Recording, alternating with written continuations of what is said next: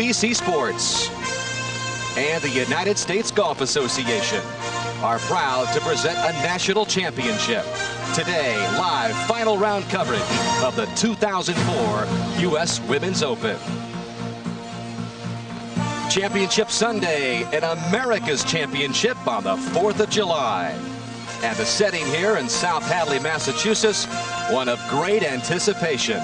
The largest crowds to ever watch a U.S. Women's Open have converged on the Orchards Golf Club again on this classic Donald Ross design, which has proved to be an outstanding test of golf. And as we take a look up the demanding par 4 18th, we can only wonder who might make that victorious walk up the fairway today and experience the ultimate thrill in their sport as a U.S. Women's Open champion. And the contenders well into their final rounds today. Some highlights from earlier. Annika Sorenstam playing into the second to last group for par at the very first hole and quickly drops to 3 under. Remember, yesterday she bogeyed 2 of her first 4, so she's on the comeback trail. Jennifer Rosales, well, if she was feeling any kind of nerves, you couldn't tell as she was talking to her first approach shot up the hill at the par 4 first from 163 yards and giving herself an early look at a birdie. We'll get the birdie try in just a moment, but playing in the final group with Meg Mallon, the champion from '91, missed the first green, so playing a little delicate shot and getting some help from the stick as Mallon was able to save par. But could Rosales make birdie on the very first hole? Yeah! You can tell she's fired up today as Rosales quickly moved it to 8 under and had a 4-shot lead at the time. But just a little bit later on, third hole at the par 5. Third shot at the par 5 for Meg Mallon and get it in within birdie range. She would make that to get it to 5 under. Very next hole on one of the most severe slopes on the golf course. The 4th green for birdie from long range, and Mallon makes it.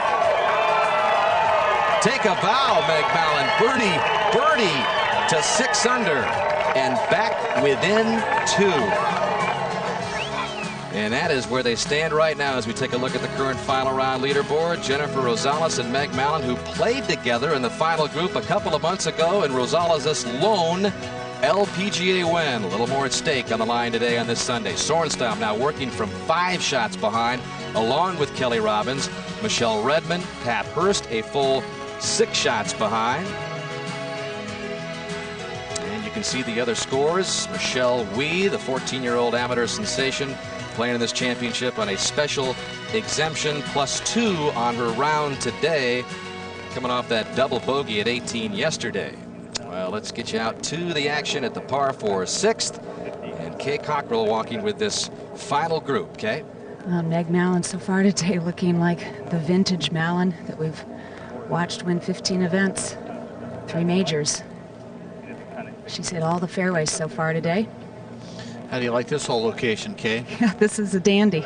It's one of the hardest ones. There's a little tiny diagonal tier up by the green, and that was just to see if you guys were awake. A dizzying height. But it's way back left, a little tiny tier back there, and it's very hard to get the ball close. The greens are holding. It is uphill, but the prudent shot might be middle of the green, a little right, I would think.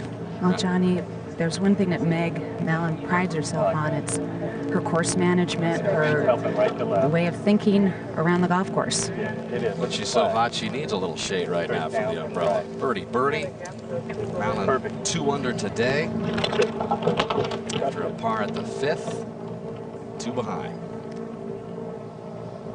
It's an awkward shot uphill. Easy to block it right on uphill shots, and you can quick hook it also. One of the two. Unfortunately, those 2 shots come out about half the time. You see her aiming right, aiming in the middle of the green. Struck it nicely. You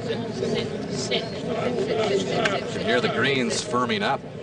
That's a good spot. Top tier, a little over obviously, but that's makeable. It's quick. And we'll keep it here for Rosales. What does she have left, Kay? No, Jennifer has 139 yards total.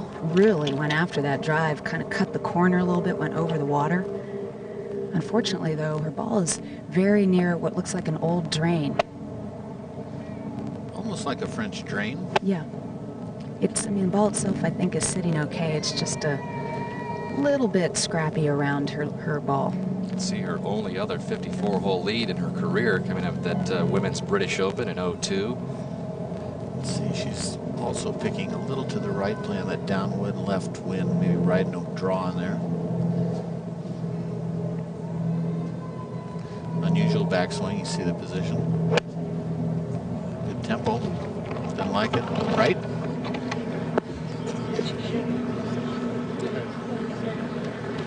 Well, it is on the green, but a good distance away for birdie. As we welcome you to the Orchards Golf Club. Happy 4th of July, everybody. Dan Hicks along with the star-spangled duo of Dottie Pepper and Johnny Miller. I guess I'll be providing the stripes today in this, there we go. This trio. But let's talk about the way this championship has gone so far. Rosales and Mallon kind of distancing themselves a little bit from the field, Dottie Pepper, and kind of turned into a two-golfer race right now. Can Jennifer Rosales hang on? She's never been in this kind of major championship position. Well, you said the key thing. This is a different deal. Sunday afternoon at a major championship, the U.S. Open being the most important of these four.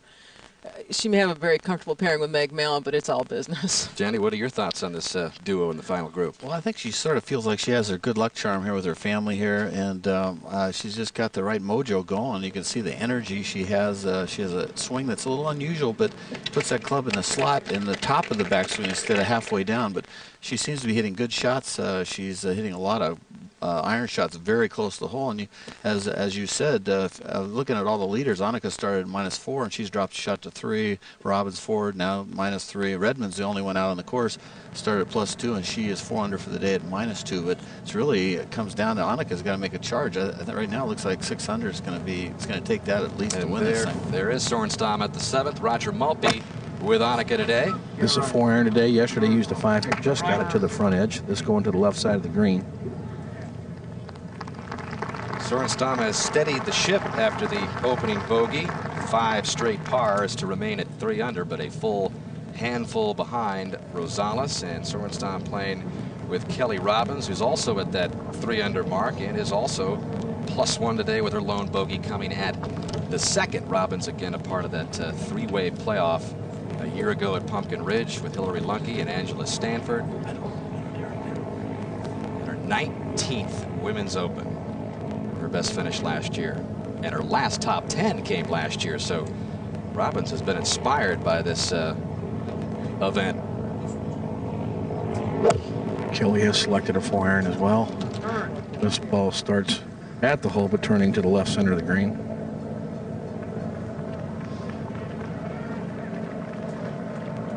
And we move ahead to 8. Gary Koch with a call out there. Thank you, Dan. Michelle Wie with this tricky par putt here at the 388-yard par 4. Breaks hard left. Nicely done. So she'll remain at +1 for the championship. A couple of bogeys today. No birdies as of yet. She's made plenty through the first 3 rounds. Just a few mistakes here and there.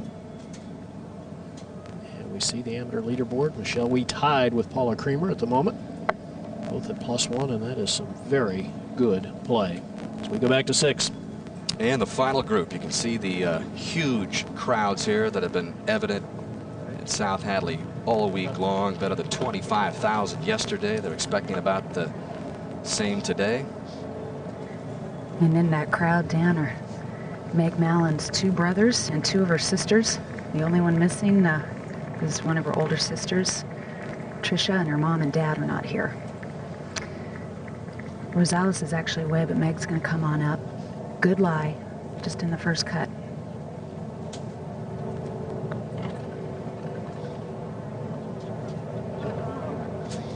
Very fast. Boy, she just trundled it through that grass. What a delicate touch. Well, Jennifer Rosales, a bit of a flashy player, especially when you're talking about her wardrobe. It is different, but she talked to us about her own sense of fashion. ever since, I came out here, I wanted to be different, and just trying to express myself by dressing funky. So golf could be fun too, why not wear something fun? And there you have it. So there. She actually used to design some tops. I had a friend in the Philippines who made the tops for her, and she'd select the fabric. And she had the headbands to match the tops. Yeah, she's always looked great and definitely has stood out. Says there's a lot of little girls in the Philippines that she hands out those bandanas to these days, and you can bet if Jennifer Rosales wins the biggest championship in women's golf, as she said, she could run for president of the Philippines. That's how big a win this could be, but lots of work left. Pretty challenging putt from just outside 35 feet up to that hole location on the back tier.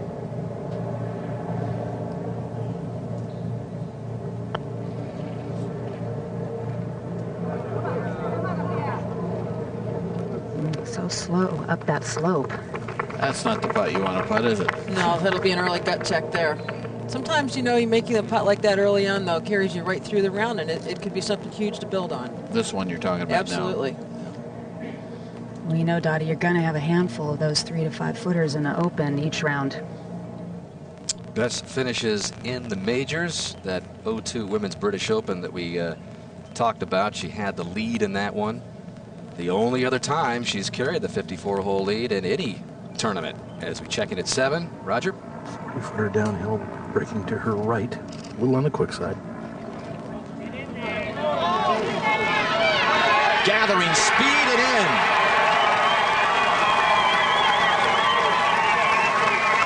Just the kind of jolt that Sorenstam needed at this point.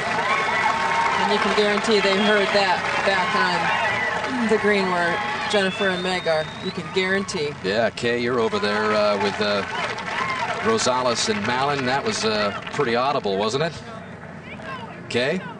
Pretty audible, that roar that Sorenstam just put through the crowd? They definitely know what that was all about. Rosales had to back off her putt. Has not registered a 3-putt this week.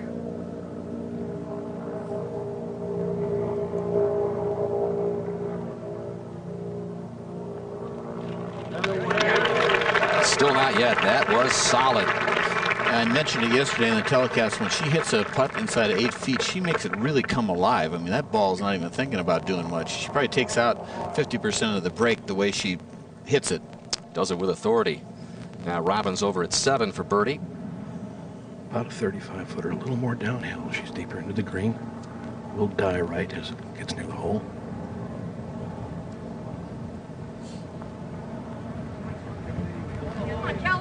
Now 2. Wow. Now they really got to be thinking over on 6. Yeah, that's impressive there.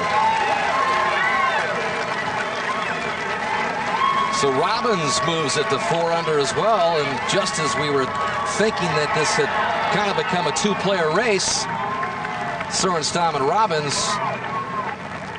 bury a couple of bombs there. Back to 6 and Mallon for par. Sometimes that kind of yelling can motivate a player. Sometimes it can be distracting.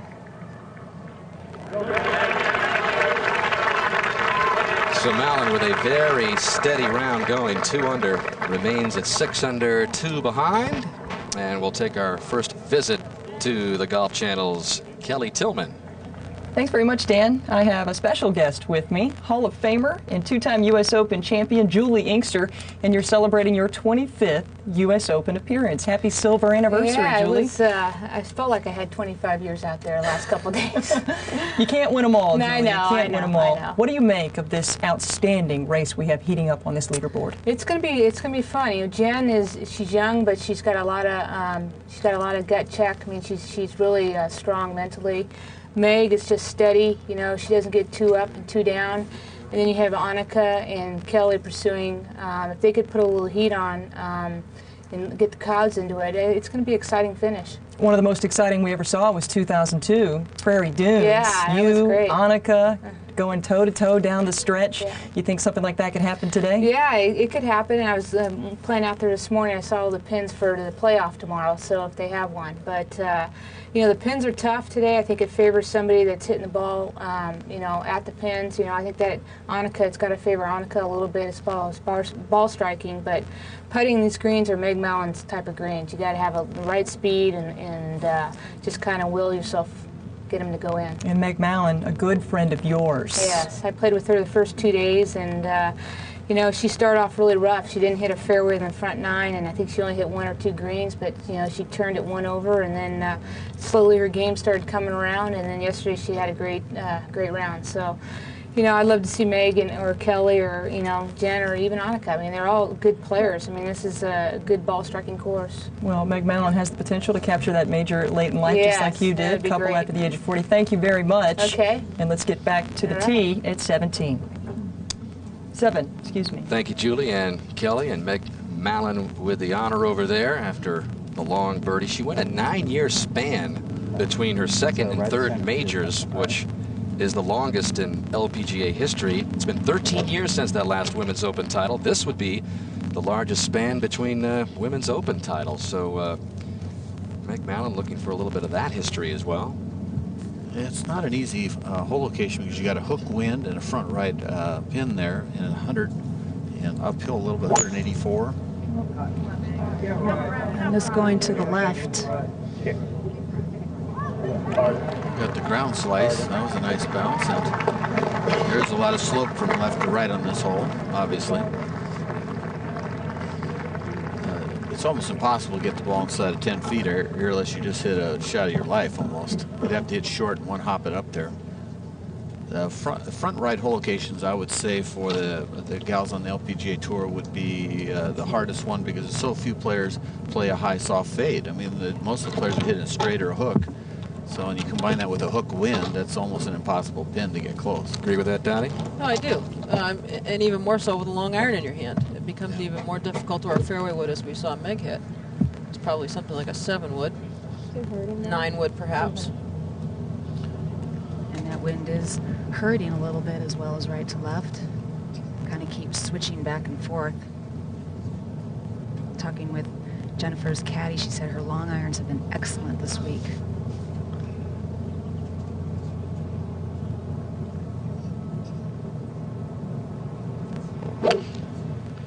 Catch all of it? It's a good line if it's enough. You could tell by the sound of it, she hit it at least 1 to 2 grooves down, sort of a clank. And Jennifer Rosales will bark at that ball, as we've already heard numerous times today. Well, after those long birdie putts at the 4th, Sorenstam and Robin saying, let's go get Mallon and Rosales. Our broadcast team on this July 4th Sunday: Gary Koch, Roger Maltby, Kay Cockrell, Jane Crafter out there, Kelly Tillman, you've already heard from her, and with us David Fay, the executive director of the USGA, and we get out to the 8th, Gary. Yeah, and the second shot for Annika Sorenstam. Front left hole location today has been an easy one. Hole is playing under par for the first time all week. And a good lead for Sorenstam, leaves an uphill putt with not much break. As we go to 7. And Rosales a long way away here, Kay. Well, it's really not that far away. She has probably 27 feet between her ball and the hole location.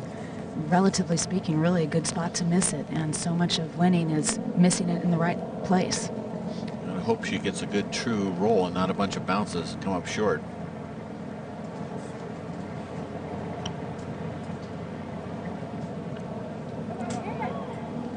Looked like it rolled pretty well, but just came up short. Yeah, same as the last hole.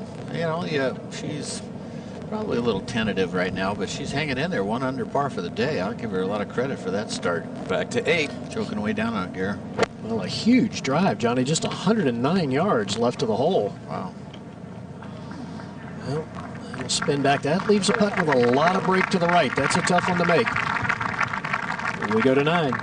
Where Michelle Wie has made her way to. This was a moment ago, her 3rd to this par 5. Seen a little bit of everything from Michelle this week. Great touch, long drives, and another example of that Nice touch. 3 under yesterday playing that 18th hole. She was only 3 back at the time, but that double at 18, +2 today, and now she is 9 back as we go back to the 7th and Mallon's bid for birdie, Kay. Now, you could say it is a birdie putt, but this is a tough one. Pretty lengthy, close to 40 feet, downhill, left to right breaker. Could be a lot of speed involved in this putt, particularly at the beginning. Well, she's one of the great putters on women's golf. That's all there is to it. One reason why she's out here, wouldn't you think? Well, it's the favorite club in her bag. Although, Johnny, she says she has a love-hate relationship with it at times. She doesn't know how much she could hate it. Back over at the 9th now. Weave for birdie. Let's see if she can get it up and down here. Get back to even. Right out of it. Overplayed that big time. I don't even think she pushed it, but got to be careful playing your short putts outside the hole here, I've noticed. 8.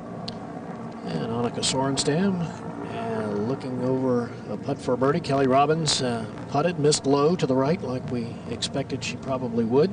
And Roger Maltby, very makeable putt here. Well, it certainly is. And Annika's hit the ball so well throughout this championship and has hit all 8 greens in regulation so far today. And just haven't seen that spark with the putter. And maybe that putt on the last hole will get her going. Because she's at the point now she's got to start holding some putts. I don't think ball striking alone can win it from this point. She has made the straight uphill or so yesterday and the day before. She sure has. This doesn't have much break, maybe a little bit left.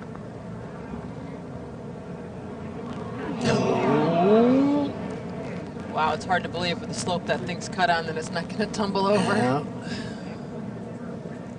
Over to 7. And for her par, Rosales. It's about a 5-footer.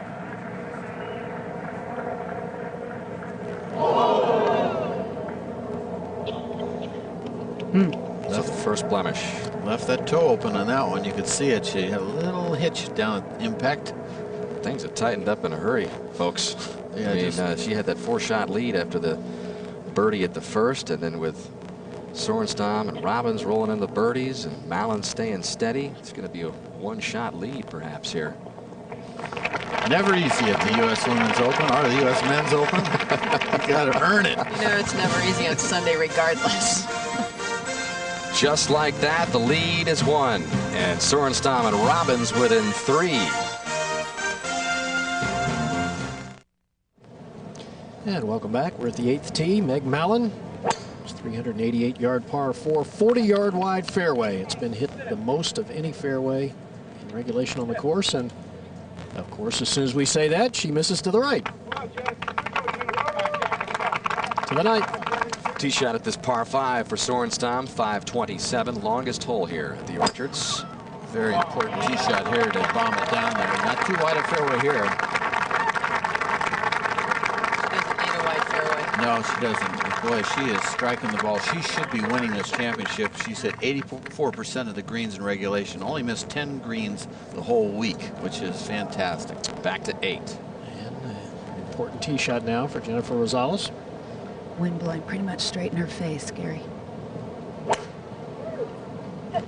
Oh, and this going in a similar line that Mallon's just went on. It's down. That's even farther to the right. And that gets a chase and a bounce, and that's going to be in some pretty thick rough. But the only good thing is the hole's cut on the front left portion of the green. And over at 16, that par 4 that has given everyone so much trouble this a moment ago.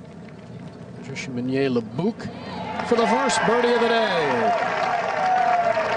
Leaves her to 1 over par for the championship and 2 under par in her final round. To the 18th. Well, we've heard all sorts of roars this week, Gary. I don't think any have been louder than this one, which just happened a short time ago. Suzann Pettersen coming up to the elevated green at the 18th. A 69 to finish at +2 for the 2-time European Solheim Cup member from Norway. That was a beautiful high cut shot. Did you see that? That was an unusual shot there. You hear that all the way to Oslo. And now live, pulling it out of the cup.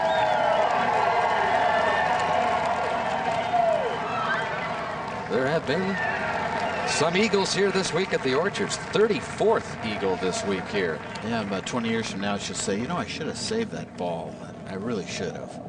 eBay. I know. That's a record, 34 eagles. And also just finishing up a little while ago, Rosie Jones at 18. And we all wonder just how many more U.S. Women's Open Championships Rosie will play in, but a solid round of 70 today, and she's with Kelly Tillman.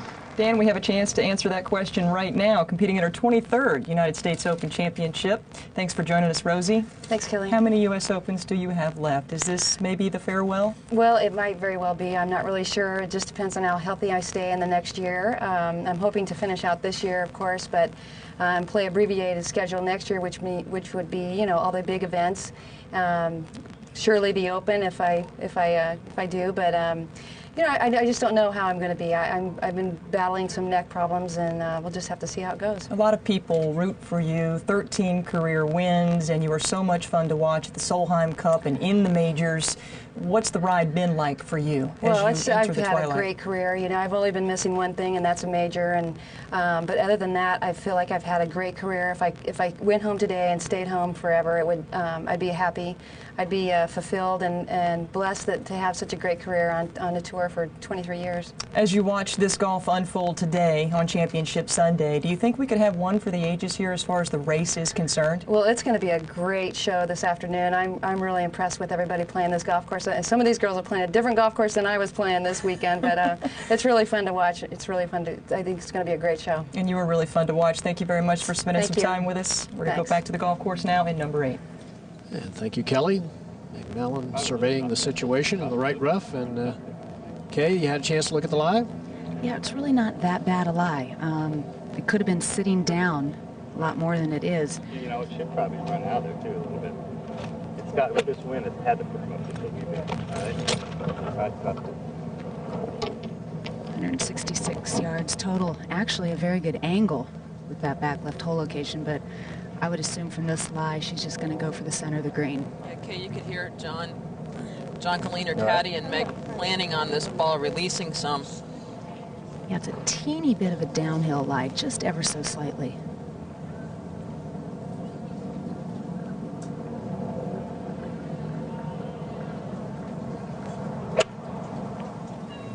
Came out pretty low. Sounded heavy. Will it get through that rough? No. That'll be a tough little up and down from there. A lot of slope around this whole location.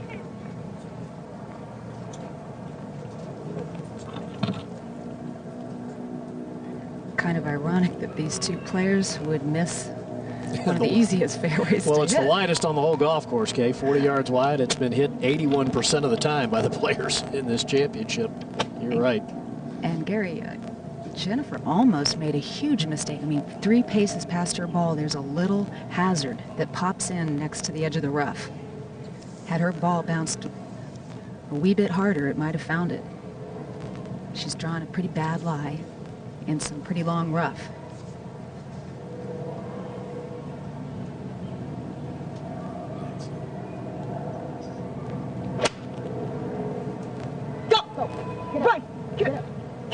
Trying to chase it up there, and that's well done. Well, asking for it to go, now asking for it to sit. Can't have it both ways. That's right. Well, this 2004 U.S. Women's Open being brought to you by Ford Expedition. Capability without compromise. By Titleist, the #1 ball in golf. By Geico, a 15-minute call could save you 15% or more on car insurance. And by Microsoft, your potential, our passion. Back over to the par 5 ninth, and Kelly Robbins trying to use her distance to creep up further on the leaderboard here, Roger. Well, a huge tee shot here. Only 223 yards left to the hole. Hole cut just on the front left portion of the green, 8 paces. And she's got a great angle from the right side of the fairway. This is all systems go here, Johnny. This is, if you're going to make an eagle, this is the time to do it. And it's a very easy hole location. Just a sitting duck right there. just fits her ball flight too. She always brings it in from the right. Yeah, this going a little left. The left side of the green. Scoots up through Raj, down the bank. Don't give up on it yet, Really be Raj. awesome. Raj. She pulled it about 3 feet. Good hop there. About 3 feet left. Kelly Robbins is that putt away from getting within 1. That was a good bounce, like Roger said. Good shot. Back to 15. Where we find the lady who has the round of the day going, Michelle Redmond, 5 under par, has driven it right in the center of the fairway at this 377-yard dogleg right par 4. And you never know, Gary, if everybody collapses. Well, you know, this certainly, with a short iron in her hand and a middle right hole location, a birdie opportunity here at the 15th, 16, and 18, obviously difficult holes. But, yeah, if she could make 2 more, you never know.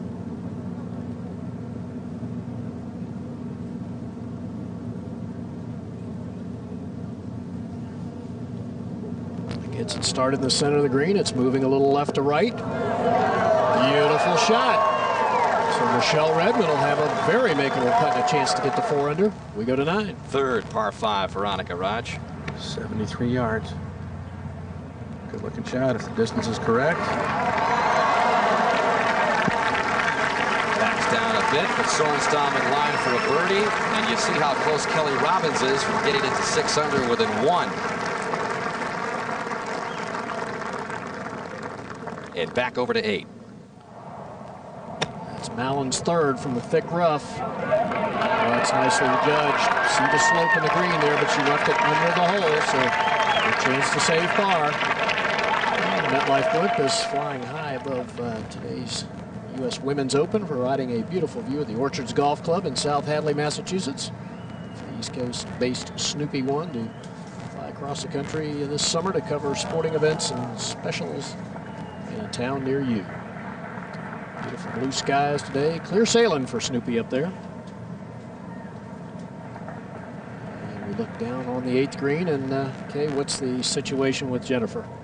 Well, I think Jennifer actually lucked out because her ball did not get all the way into the primary rough, and I think Gary is far enough away from that cut of rough that she can take a pretty fluid stroke.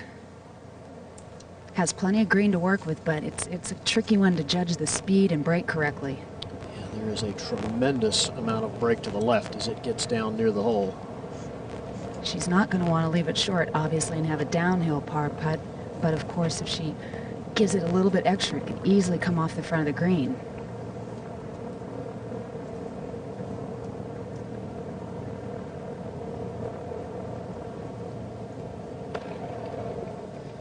It's got to go. It's got to go. Seemed like a very lofted club, Johnny. She chunked that. Yeah. That's that typical thing. We'll take a look at this thing up close, and I think she soles the club too deeply into the grass, well underneath it, and then returns to that same angle, and you just chunk it. Just got a little grass in between the club face and the ball on Gare. Yep, and that'll come up short every time. Rosales came into this final round with a 3-shot lead. As you take a look at the list of the largest 54-hole leads lost, and that would be right up there with some of the previous ones. So Rosales here, when it looked so good early, is just kind of trying to hang on here. And now over at the 9th, Sorenstam could move 1 shot closer if this birdie drops, Raj. Yeah, uphill or a little breaker to the right. Not a hard putt. Got to be aggressive.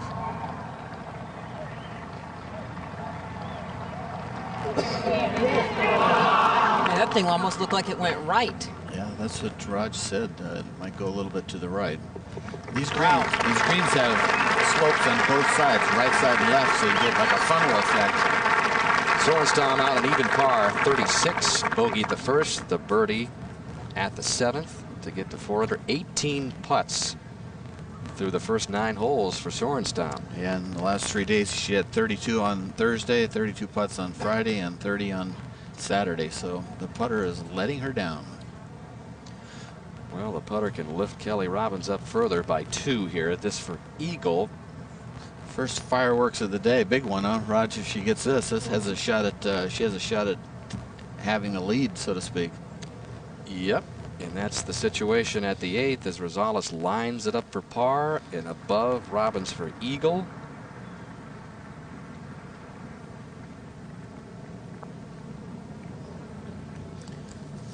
Gonzalez is going to drop to 6 in this putt. Chris for 6 under par. Kelly, little slider. How about that eagle for Robbins, who hasn't won in 5.5 years. Her last top 10 was the playoff last year at Pumpkin Ridge. And it was her only top 10 of the entire season in 03. Robbins trailed by 5 3 holes ago and is now tied for the lead at 6 under with Rosales as we go back over to that final group at 8. Where Meg Mallon has a tricky par putt to remain at 6 under as well. And they certainly heard that roar up ahead. Not exactly sure what it meant yet. Unfortunately, this group's hearing a lot of roars. They created a couple of their own early. Must be struck firmly here, uphill, and it will move left.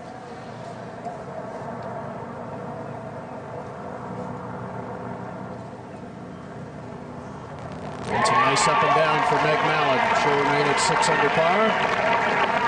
Tied with Robbins, and Rosales has a little putt left to stay at 6 under as well.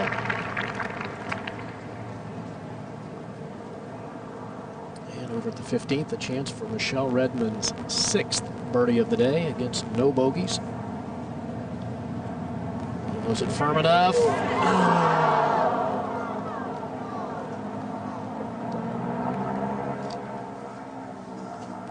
She'll remain at 3 under. We go back to the 8th and the bogey putt now for Rosales. You know, Gary, she has not played this front 9 very well coming into today. She's only been 1 under on this round collectively, 6 under on the back. Still struggling with this front 9 today. All right, so that is back-to-back bogeys. And we now have a 3-way tie. Mallon, Robbins with the eagle at 9, and Rosales with the back-to-back bogeys. So while Rosales looks to collect herself, we look forward to next Sunday at 2:30 Eastern Time. Last night was the last race of the year on Fox, and so we now take the handoff from our friends over there for the second half of the NASCAR season in the Windy City for the Nextel Cup racing from Chicago next Sunday at 2:30 Eastern Time on NBC. There is Robbins, who has been racing up the leaderboard.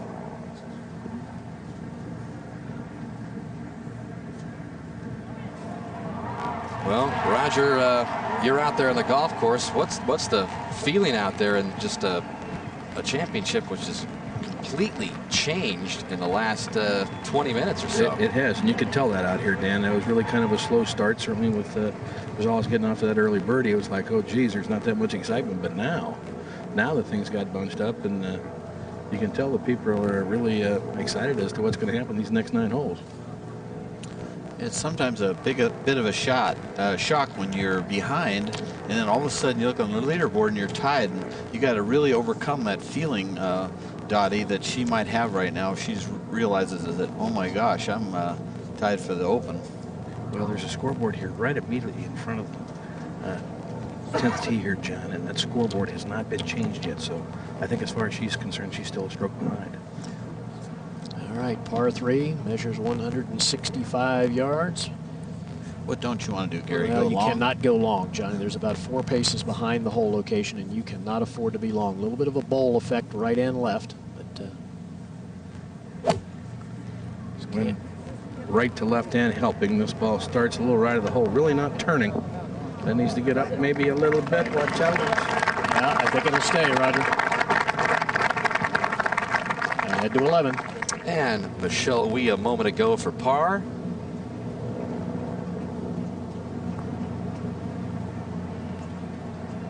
And that race is in the heart. Wie remains at +1. There's a little battle going on for low amateur between Michelle Wie and Paula Creamer, who's playing just a couple of groups away, also at +1. So a 17-year-old and a 14-year-old going at it for low amateur. Back to 10. Annika Sorenstam with an 8-iron, Roger. Well, certainly not the longest driver of the 2 players, but longer with the irons than Kelly Robbins. Get on. This ball starts right at the hole. It is drawing at the flagstick. What a pretty looking golf shot. That is beautiful, right underneath the hole. So Annika Sorenstam will certainly have a birdie opportunity at the 10th. She she could move to 5 under. Right now, it's Kelly Robbins with momentum with the eagle at the 9th. She is tied with Meg Mallon and Jennifer Rosales, and we'll be right back. Back in '88 in America's Championship. Just 22 years old back then. And a rookie, Lisa Lott Neumann, put away the title at Baltimore Country Club, finishing 3 ahead of Patty Sheehan. She became the 12th player to make the Open, her very first LPGA victory. And here she is at 17 for birdie at the par 3.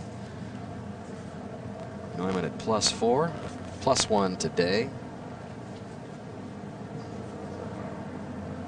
And had to qualify to get in to this championship. Also very much a part of the story at Black Wolf Run back in '98 when she just finished out of the playoff with Jenny Shasiraporn and Sayri Pak to 10. Birdie putt for Robbins. Is it firm enough? I guarantee Annika Sorenstam was a very interested spectator there. And a moment ago at the short par 4 12th, this was the birdie putt for Moira Dunn. Off the top level, down the hill, creeping. Done deal. Her 3rd birdie in the last 5 holes moves her to 2 under par for the championship. It's a player who can make a lot of birdies in a short time, but she can get down on herself just as easily. It goes bad. Tough to get her back up sometimes. Back at the 10th. Very important putt here, Roger Maltby, for Annika Sorenstam. I couldn't agree with you more. Just can't let this opportunity get away. But that will move a little bit to the left, very much in the same line. It's Kelly Robbins putting off the hole on the right side. There we go. Sorenstam moves to 5 under par. Now just 1 off the lead. We'll continue our final round coverage of the 59th U.S. Women's Open. Just a moment.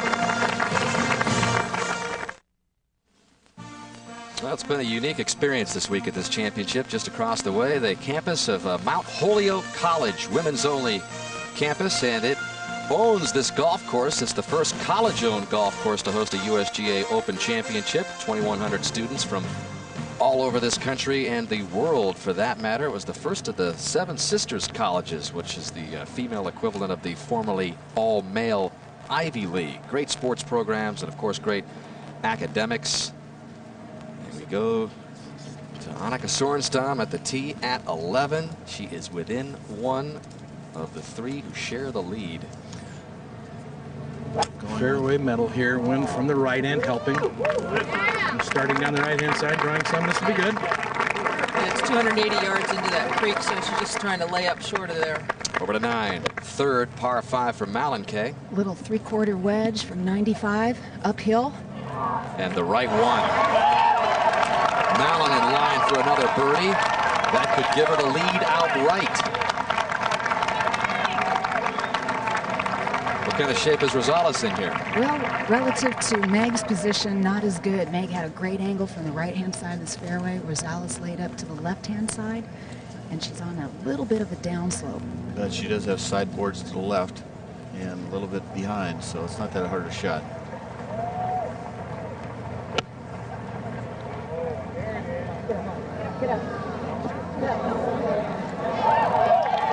Surprised that didn't come back a little bit better. It's been pretty favorable back there all day. Rosales trying to get it back on track after back-to-back bogeys. A moment ago at 18, 24-year-old Jeon Jang from Korea, one of 20 native Koreans in this championship. Just touch it. It's pretty straight. Straight. I think it's straight. For the low round of the day, a 66. Man. Remember Zhang last year in that tie for 6? Remember when she was 3 out of the playoff after taking an 8 on that par 3 at Pumpkin Ridge in the final round? It's a much better way to finish up this year, matching the low round again of Brittany Lincecum, the 18-year-old amateur who fired that in the first round on Thursday. As Jennifer Rosales comes up the 9th from the Philippines, from the capital over there, Manila. We asked her about how she got her start in the game, and she told us her father and brother introduced her to this game of golf. Well, one day they were talking about pars, birdies, bogeys, and I was like, what is that? And they go, come with us, start playing. So I went to the range and started hitting it, and I liked it because I was into sports. I mean, when I was young, I played basketball, I swam, I did all kinds of sport. And my dad told me if I could reach 100 yards, he'll buy me golf shoes. And I was trying to hit it till my hands were like bleeding, trying to get a golf shoes, and I did. And he gave me one, and he told me to, if I hit 150, he'll give me a golf set. And it did, and I remember my first golf shoes and my golfs, I was like cleaning it every night. What a natural athlete who was bitten by the golf bug at age 12. She went from a 36 handicap, as you take a look at her line so far today, a 36 handicap to just about a scratch golfer in the span of 6 months. Played on a military course. Her dad is a retired general. Her brother very instrumental in the way she's taken up this game as well. He's a good player in his own right. That's great. This is an important putt. She's held the lead forever. Fairly speedy putt. Downhill, right to left, move.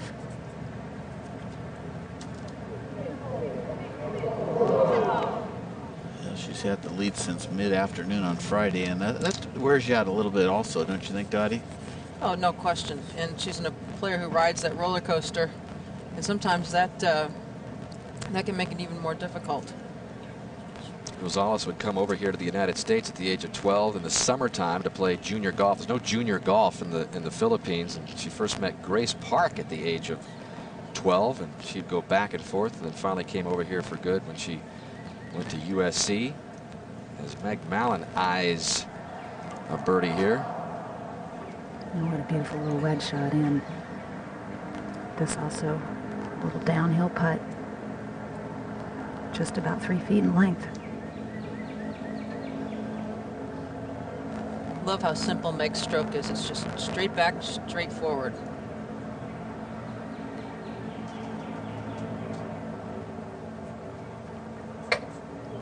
Meg Mallon, who trailed by 4 shots after the second hole, has the lead by herself in another Open. That's a great front nine right there. That's 3 under par, that nine. That's strong. Native of South Natick, Massachusetts. That's about an hour drive from here, so she's pulled a lot of friends over here in western Massachusetts. Just always a fan favorite. Such a delight to deal with on and off the golf course. And now Rosales trying to stay 1 behind now. Yeah, she's had a tough 3-hole stretch with bogeys on 7 and 8, and then this par at 9 is almost like a half bogey.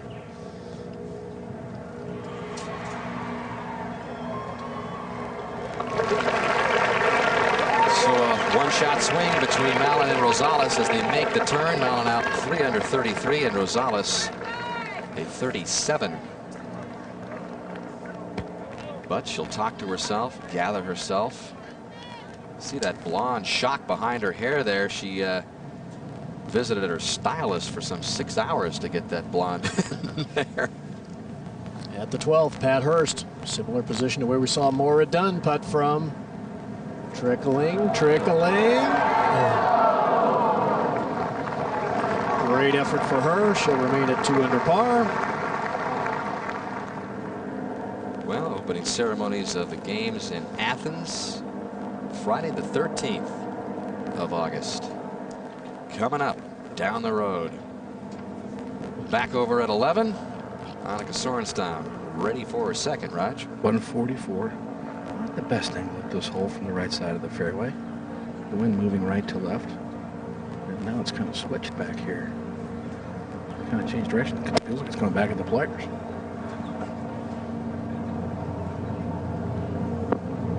Absolutely a golfing machine. I mean, you say a human golfing machine, you got to say Annika Sorenstam ahead of anybody in the game, male or female. Well, that pretty much explains what you're talking about right there, Johnny. Look at the last 4 years, the lowest scoring average.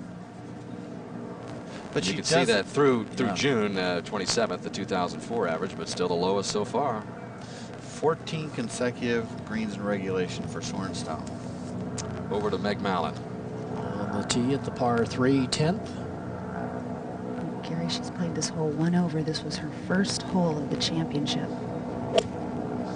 Get in the hole. That's a 6-iron. Going a little to the left. I don't know if it's enough to stay up on that flat area. I think it's just going to trickle off a little bit, but it's okay.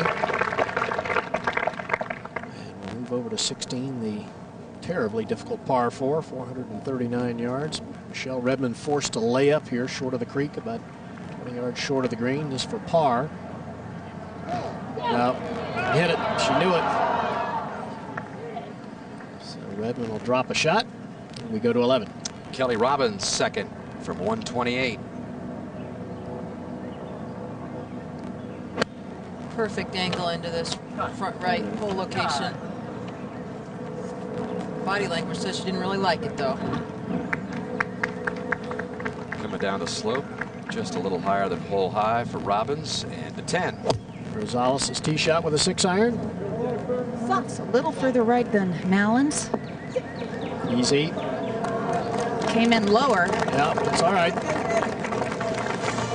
So Jennifer Rosales struggling a little bit here as she makes the turn in the final round of the 59th U.S. Women's Open. Meg Mallon takes the lead, and we'll be right back.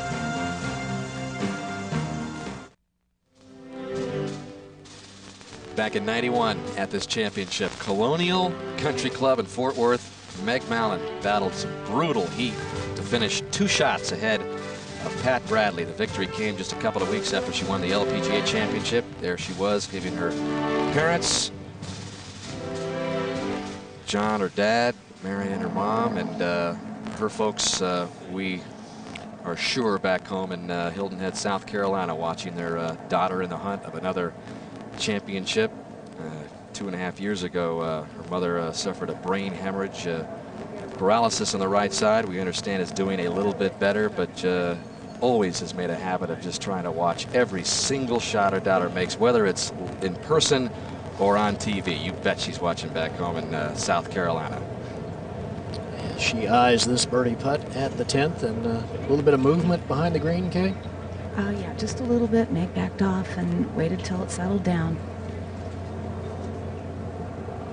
Not really a bad position to be putting from, but that ball did move an extra 5-6 feet after it initially came to rest. Very slow putt here. Move to the right in the middle.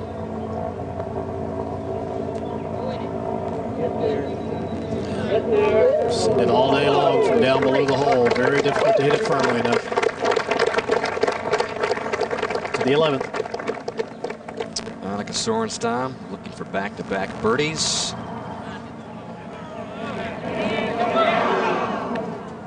Good try. She's just not making any of the putts that you sort of don't think you're going to make. You know that? You know what I'm saying? Yeah.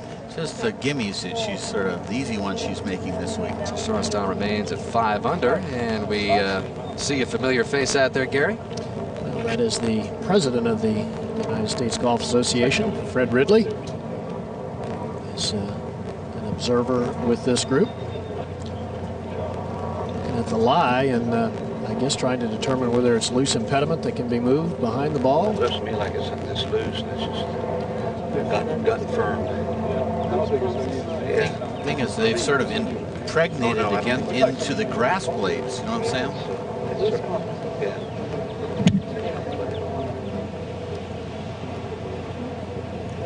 Well, both agreeing that it was a loose impediment that had just hardened, but I think the question is trying to remove it would perhaps cause the ball to move. I think you'd break one of the actual live grass blades trying to get it up, which you cannot do. Let's bring in David Fay for further explanation. Well, normally sand and soil are not loose impediments except on the putting green, except that's clotted earth. So it is a loose impediment, but as you say, Gary, if you move the loose impediment and the ball moves, that's a one-stroke penalty. So I'm sure that influenced her decision. Well, she's taken a putter, and I'm sure the material behind the ball has influenced this decision as well, okay? No, well, I was going to say that also that the line must be decent enough that she can feel that a putter's a good choice. Well, I think she's probably feeling that that's the only way to get the club head on the back of the ball. This one's pretty quick now, and it'll move right as it gets near the hole.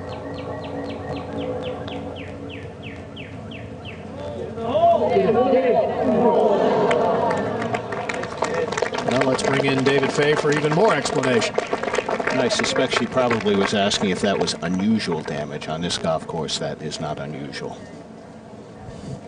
So she has got some work left now for par. And while she lines it up, we'll move to 11. And this was Kelly Robbins' birdie try a moment ago. Quite a bit of slice to the right here. Annika missed it low, and Kelly misses it low. So Robbins remain at 6 under, Sorenstam at 5 under. And this was earlier at the 13th. Maura Dunn for eagle at the par 5. Easiest hole here at the Orchards. And she did make the birdies, so back-to-back birdies for Maura Dunn. 4 under in the last 6 holes, and she's moved it to 3 under. Back to Rosales at 10. Very important par putt. And Gary, she said that her favorite putts are right to left breaking putts. She missed that birdie putt that was a right to left mover on the last hole.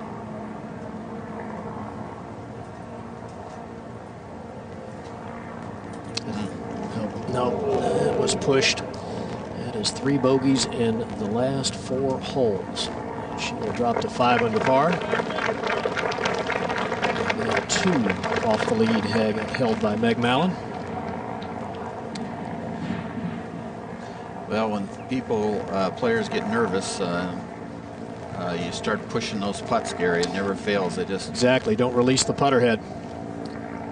Grip pressure usually gets a little tighter, Johnny. I think so. You open the blade here, the toe, and then you just don't release it like you normally do. And that's what she did the last 3 or 4 putts. Now Mallon for her par to stay on top.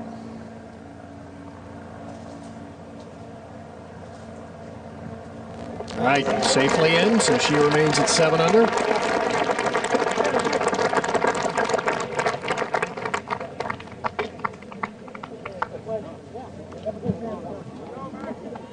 And we'll move to the 13th. As we update you on the battle for low amateur, this is the par 5, second for Michelle Wie. Locked in a duel here with Paula Creamer. Creamer has moved it to even par, though, so Wie one behind in the battle for low amateur. That's a good one there, right underneath the hole for eagle. And speaking of Creamer, a moment ago, this was her par putt at 14 to stay at even. And Dottie Pepper, this is a big deal, the battle for low amateur honors. It is a huge deal. I was low amateur in my first Open at Salem in '84, and it opened a lot of doors for me. I ended up being on the Curtis Cup team, ended up getting a pass into the amateur, and it was a huge deal. Tee at 11, Meg Mallon, leader by 1. 370-yard par 4. Pretty much a straightaway hole, and that pretty much a straightaway drive.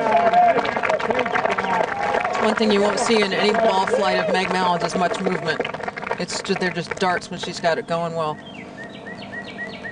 Up ahead at 12. Lengthy birdie putt for Michelle Ellis. This just a moment ago, putting off that top level. And obviously the players have got the break figured out from here. Turns a little left, and Michelle Ellis moves to even par for the championship. We go back to 11. And Rosales, who really needs to get it back on track. Going down the left side. She missed a couple drives to the right. That one finds the left rough. But sitting up not too bad. That's not a bad spot. And has a clear view of the green, as you can see there. Back over to 13 after reaching in 2. Michelle Wie with a chance for an eagle here. Jane Crafter has been watching Michelle Wie most of the day. Well, thanks, Dan. It's been a little bit of an up and down day for Michelle Wie, but she's hit 2 gorgeous shots here. Has a great opportunity for eagle. A little bit uphill, and going to break from left to right. Gene, I thought it was really interesting today on the range. Watched her hit balls, and Dad was nowhere to be found until about the last 3 or 4 swings. Mom was out there with her. That's interesting. Again, Dad's on the bag.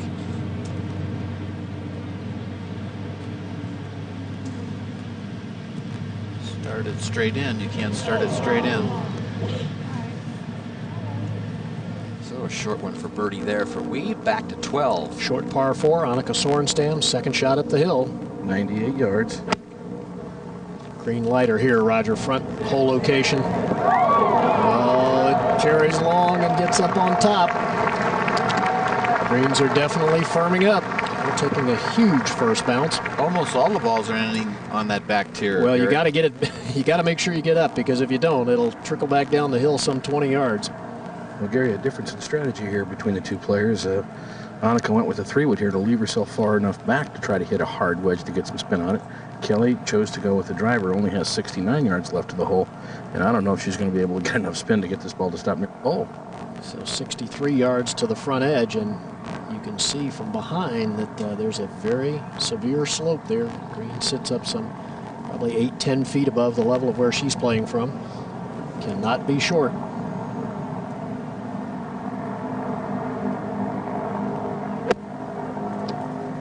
clipped it well.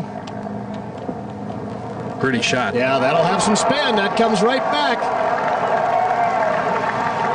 So Kelly Robbins has a great opportunity for birdie at the 12th.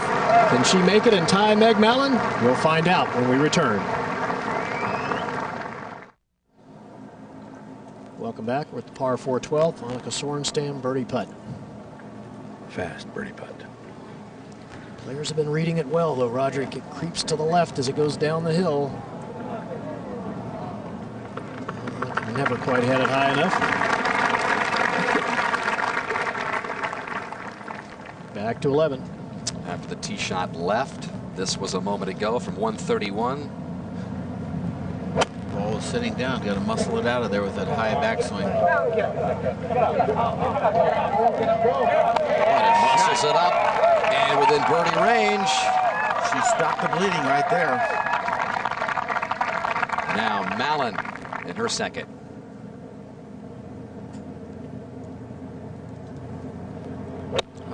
Yard wedge, perfect distance. Well, it didn't come off that hill. A little surprising there, Dottie. Both will have a birdie look, and we're going to go to 12. Kelly Robbins has a chance to tie for the lead. Not much on this putt. She left it right where you'd want to putt from, Gary. Yeah, uphill. And you're right, Roger. If it struck firmly, very little break. Definitely part of the game she struggled with. Her ball striking has been great, and this has just been lagging behind for the last couple of months.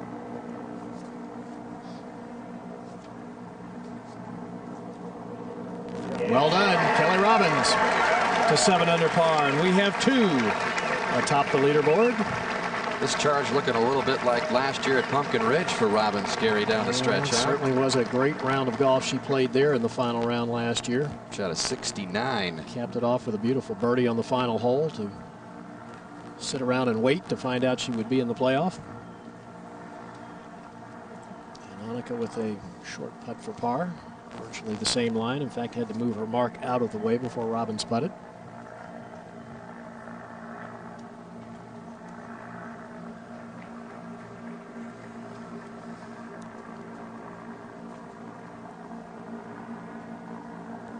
All right, safely in. Sorenstam remains within 2. She was talking earlier before the round about not getting too aggressive too soon. Well, the time to get aggressive is now. Very reachable par 5 coming up, one that she made eagle on yesterday.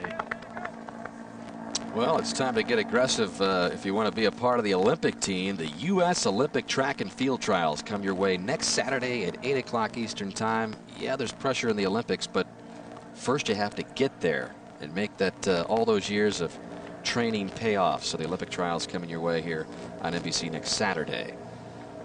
Now at 11, Meg Mallon for birdie to grab sole possession of the lead again. Meg bogeyed this hole yesterday, and then her putter came alive afterwards. Spud hooks, pretty good. Just got it there.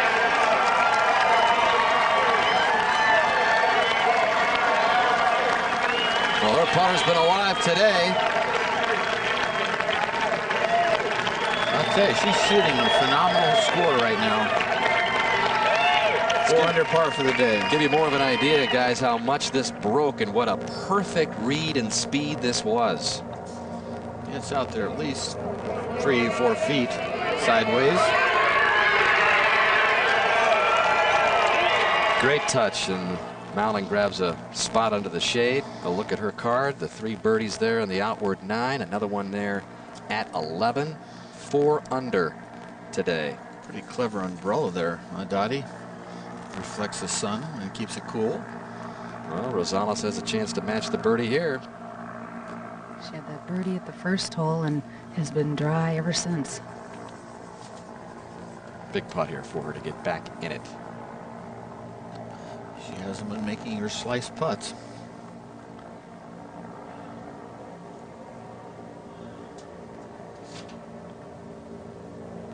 You can see just a little chink in the armor here and there again, and it shows up there first. Rosales now 5 behind, and now Kelly Robbins on the reachable par 5 13th. Especially with her distance. Boy, she hits it effortlessly. Just a beautiful golf swing. No hitches. Just takes it back and just gears up for impact, and the ball just jumps off the face. Well, Snoopy 1 has been enjoying himself all championship week long, and we've been enjoying some great weather here. The only hiccups, the couple of weather delays on Thursday. Other than that, it has been absolutely gorgeous. Now, Sorenstam's turn at the par 5. Might let this one go a little bit more. Well, this going down the left-hand side. I believe it should be okay. Should kick right. Yep. You don't get it just in the intermediate cut. Miss fairway. You just don't get the roll when you go on the left side. It doesn't release the ball. So go to the tee at 12. 344-yard dog leg right par 4. Most difficult fairway on the course to hit. Here's hitting it just over 54% of the time. Oh, that was dead solid, perfect, Gary, right up the center stripe. Just I guess. Doesn't get much closer to the center than that. You can see the cut of the fairway up one way, back the other, and Meg Mallon within about a foot of the dead center. Meg Mallon, 4 birdies, no bogeys in the final round, and there's her reaction to that last putt at the 11th. I've made another one.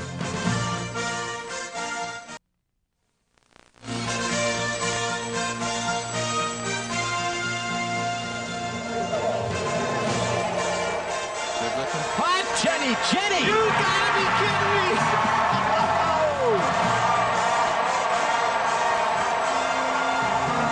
I can watch that over and over and over. The single best expression, not in golf, but just in all of sports. I mean, does it get any better than that innocent amateur look from Jenny Chassirpourn at Black Wolf Run? Of course, went on to later lose in the playoff to Sayri Pak, but Jenny, of course, went on to coach some college golf, and we understand now is going to try to go back and get her degree in biology. So all the best to Jenny. If we ever see you in the game again, that'd be great. Yeah, she might get the urge again. She's got the game.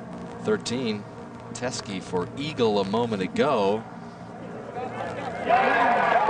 Another eagle. 27 eagles at 13, and Teskey moves it back to 1 under. And she has gone eagle at 13 on Saturday and Sunday. Not bad. Back to 12. Meg Mallon and Kelly discussing the situation. He's right there. Well, both players hit excellent drives. Meg Mallon will be first to hit. 4-5. It's got to carry. Oh, the yardage. 93. You hear them talking about the numbers, and you definitely don't mess with the front of the screen. Oh, yeah. I mean, we just carried the last one 103 too. And that was crossing. That's got to go. Yeah. Right? Yep. That's John Colleen, her there's caddy. From helping a little from the right too. Okay. Wife Denise is on the LPGA Tour. Denise was a teammate of mine at Furman. Similar hole location to yesterday, just a little further to the left side of the green.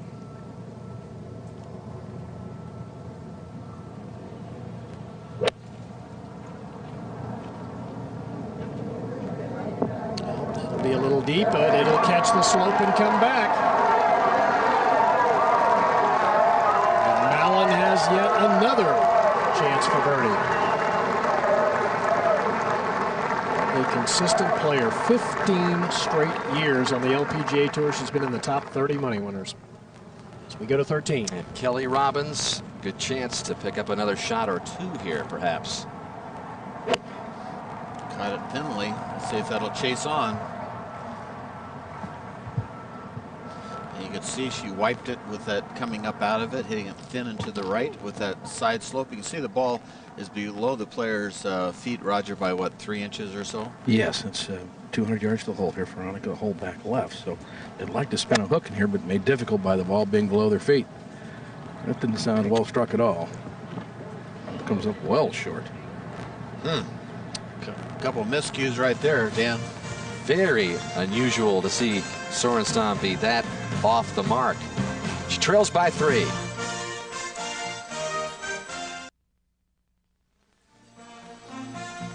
Well, all the best to you and yours out there on this 4th of July Sunday and Championship Sunday here in South Hadley, Massachusetts. All kinds of ways to express your patriotism.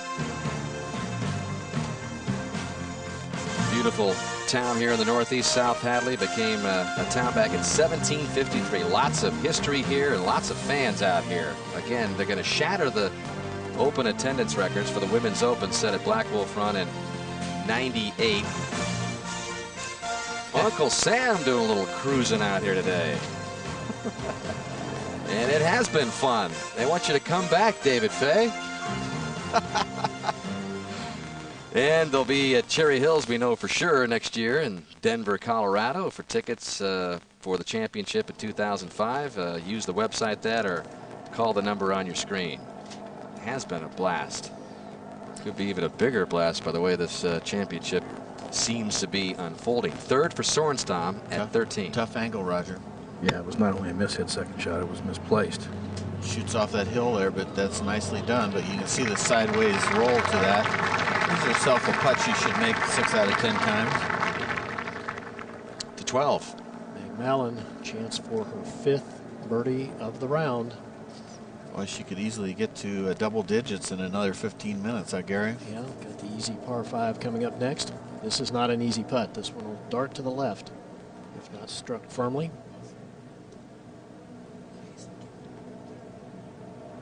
Okay, Meg Mallon moves to 9 under par, 2 shots ahead of Kelly Robbins. How about this stretch of golf, Gary? 8 under, the last 18 holes.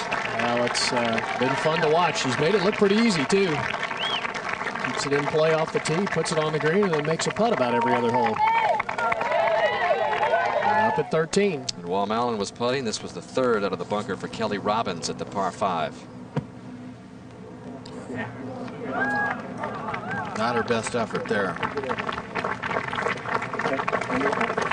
Well, Dottie, Johnny, all of a sudden, Meg Mallon has this championship by the throat of the trophy here, it looks like. I mean, she has the look of a champion here. The putter has always been one of her best friends, and she just loves this championship. Dottie, why? Oh, she's got a game that's built for it. I mean, with the exception of that oddball 9 holes we saw her play on Thursday morning when she came out and hit 1 or 2 greens on the front 9, she's played it like you have to. Fairways, greens, and now she's got a putter in her hands after 3 or 4 weeks with this new putter.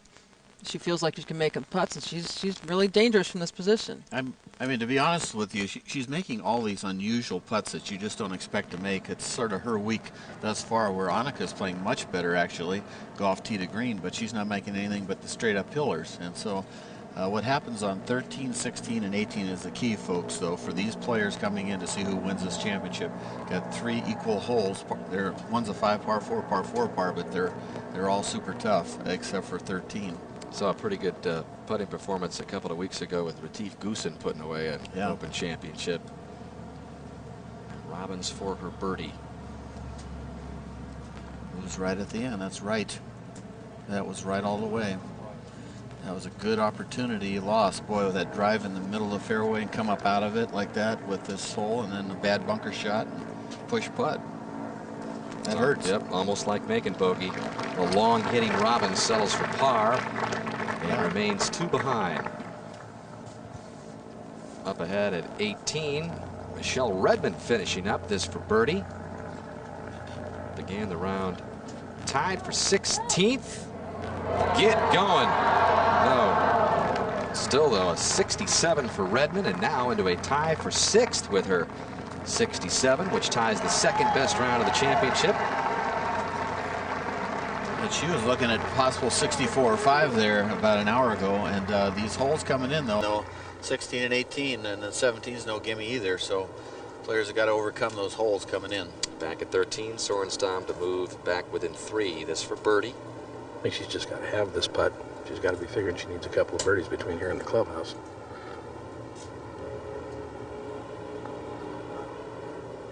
Got it. Sorenstam won't go away. Moves back within 3. Mallon, the leader by 2. Not too many multiple winners of this championship, but you can count Kari Webb as one of them. She won her first Women's Open at the Merit Club by 5 shots over Christy Kerr and Meg Mallon, despite a final round 73, to become only the second Australian to win it. Jan Stevenson, the other, and then in 01 at Pine Needles, dusted the field by 8 shots to become the 7th player to win consecutive Women's Opens, and she was the only player not to record a round over par for the championship, the only player to finish under par at 7 under. And a moment ago here in this championship at the par 3 17th from the bunker, Webb at +2.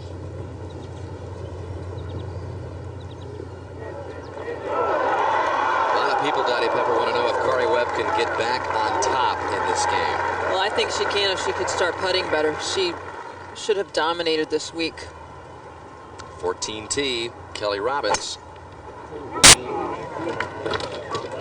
Grumblings is that left. Turning left, way left. Okay, that'll catch in the rough, though. Well, that's thick rough right there, Roger. Coming, I think. Back at the par 5 13th, the second out of the rough for Rosales.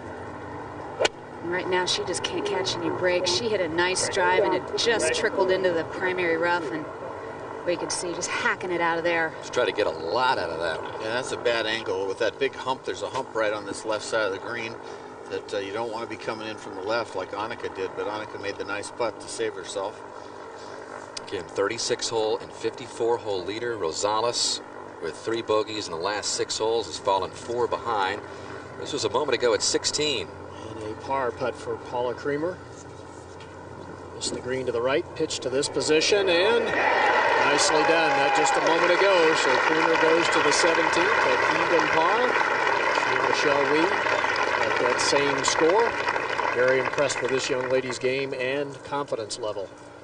So we go back to 13. And I get the feeling we're going to see some battles from Paula Creamer and Michelle Wie in the future in this. It's possible. You don't this usually game. see 2 top 10 amateurs that young at the end. Yeah. I mean, that's great stuff. Meg Mallon, the leader by 2, her second shot here. She's birdied this hole twice. Good position, right-hand side of the fairway. That was, looked like a 7 wood. 199-yard total. And that's going to be a bad angle with the green running away, and the ball is down. So probably be lucky to get that inside of 8 feet. Big story as this championship began was the 66 fired by 18-year-old amateur from Seminole, Florida, Brittany Lincecum on Thursday. This was her finishing up today on 18 as she faded on Friday and Saturday. And looked like Dottie Pepper. Nearly hold it out.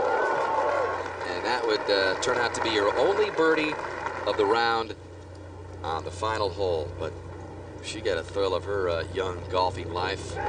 First round leader, first amateur to lead a round at the Women's Open since Jenny Shasiraporn led after 72 holes of Sari Pak at the championship at Black Wolf Run. She will turn pro in November, and that 66 on Thursday equaled the lowest round by an amateur in this championship, tying Carol Semple Thompson. Over to 15. And that's the 3rd shot for Michelle Wie here at the short par 4. Drove it in the trees, played a running 2nd shot that ran through the green, so she's got work left to stay at even par and tied with Paula Creamer in the amateur race. Not hitting a lot of greens in regulation, Gary. No, well, it starts with hitting the ball on the fairway, Johnny, and she has not done that particularly well today either. So we go back to 14. Speaking of not hitting the fairway, Raj, what's the lie for Robbins like? Well, surprisingly, not all that bad. The ball could have been in many different places over here, would have been not nearly as good. But I think the kind of lie that she can get the ball up in the air and land it near the front or short of the green and let it run up on. The whole, that front left portion of the green really I think a little bit fortunate. I think she's getting away with one here, John. Yep, she could just squirt it out there straight, not go into that left bunker, left front bunker. Got the ball above her feet and it could squirt a little. She's in a position, if she were to make a bogey and make birdie, I mean, this all of a sudden Meg is in not only leading the championship, but in total control of it. See Mark Williams, her caddy. He just had unbelievable news this week. He and his wife, Nancy Scranton, who is an LPGA player, are now expecting twins. Knew Nancy was pregnant, and it was quite the shock when the ultrasound showed 2 little babies. The instant foursome, huh? Yeah.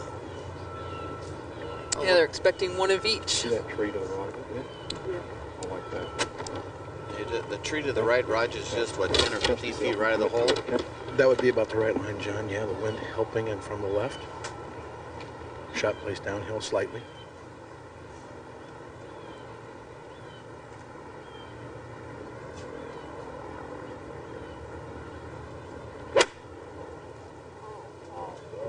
Has made good contact, got it going at the right side. Just a good hop. Beautiful kick, Roger. And it took a left turn. Yeah, the whole course slopes that way.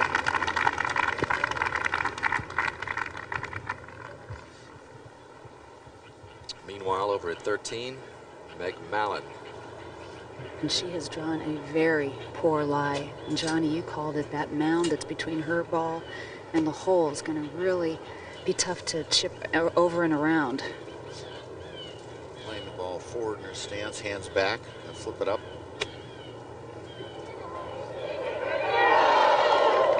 Well, that would have been farther away if she hadn't caught that much hole, but if it hit the flagstick, I've seen them go down like that. So, all in all, pretty good break. Over at 14 a moment ago, Annika Sorenstam second for 147. Looks like she's drawn a pretty good lie. Looking at it like she likes it. Oh, big hop. But that might come off or fell off that edge a little bit. Nope. And up 1 to 15. Just a moment ago, par putt for Michelle Wie. Moves to her right.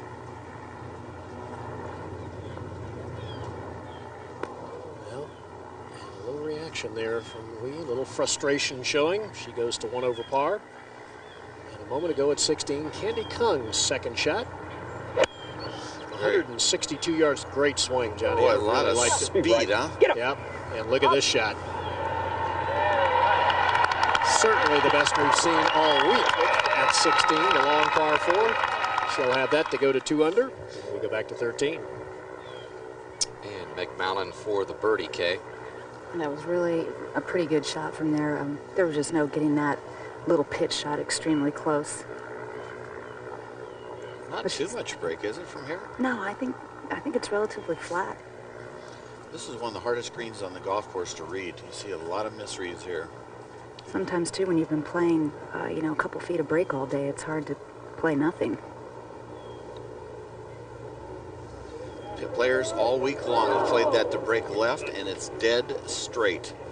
This has been, I talked to the official on this hole, and he says everybody's missing it high on that putt. Mallon stays 5 under on a round, 9 under. She can go low and has proven it time after time in her career. And look at this third shot by Jennifer Rosales over at 13. Almost impossible there to get it close. Well, or is it? Well, actually, she was enough over that it wasn't so bad. I mislabeled that one. Maybe she can get it to 6 under and get back in it. Robbins at 14. A little downhill, breaking to the left. She read it like you, Raj.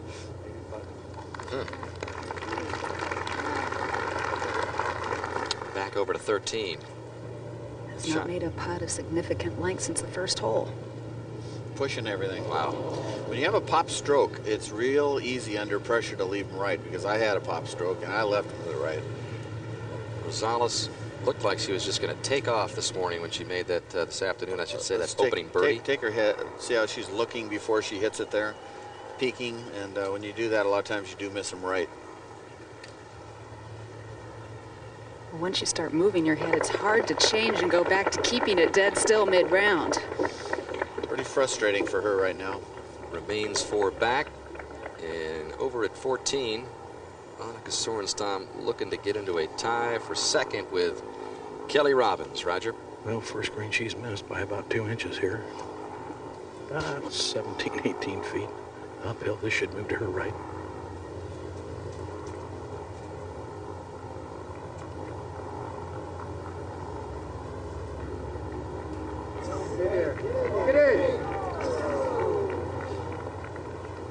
That settled in a little depression there. Yeah, it's first green she's missed in 17 holes. She's missed about 1 inch.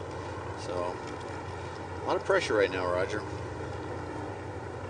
It is a championship that she has admitted she's wanted so dearly through the years, and says she's just put too much pressure on herself through the years, and that's been part of the reason why she hasn't been able to get the title again. Trying to save bogey over at 17 is Paula Creamer.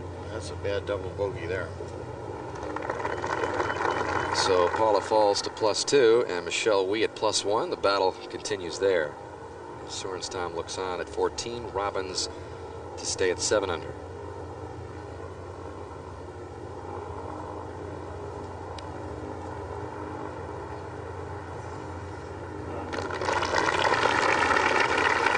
So Robbins remains closest to Mallon.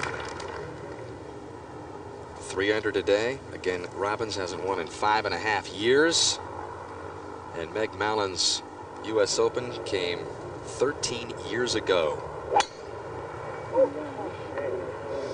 Not a lot of applause going on there from this good gallery, and there's a good reason for that. She's hit it in that first strip, which sometimes is the juiciest.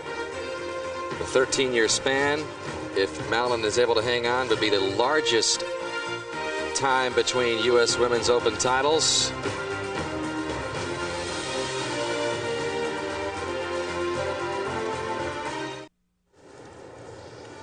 Well, a nice touch by the USGA's Catch the Spirit program, which started back in '97. Kids get a front row seat, first row, in all the grandstands reserved for kids and their families. In fact, if you're 16 and under, you get in for free, get yourself a free hat.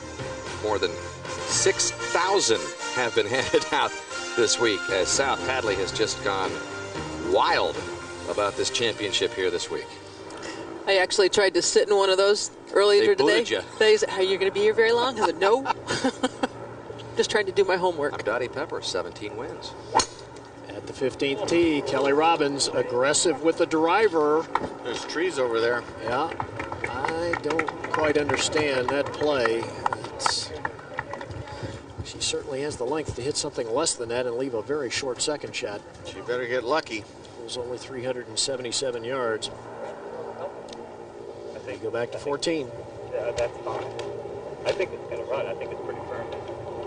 Oh, Meg, Johnny, you called it. She's gotten herself into a bad jam, and that ball is sitting way down in some deep rough. Heavy off the fly. Yeah.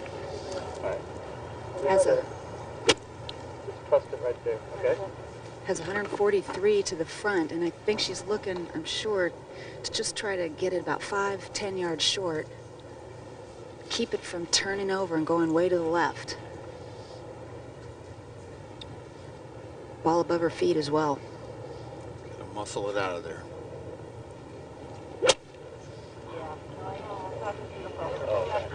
Caught that pretty nicely. A great line.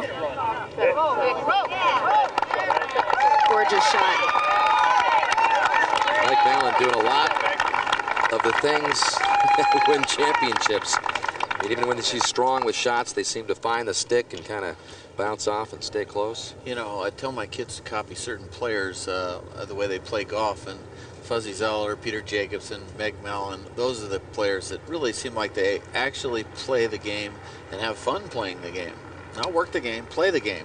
Well, you will not find a player out here, Dottie, that is more well-liked universally probably than Meg Mallon, huh? No, I completely agree. I was just thinking, I was paired with her in '91 in the final round of this championship, and this round is so much like that.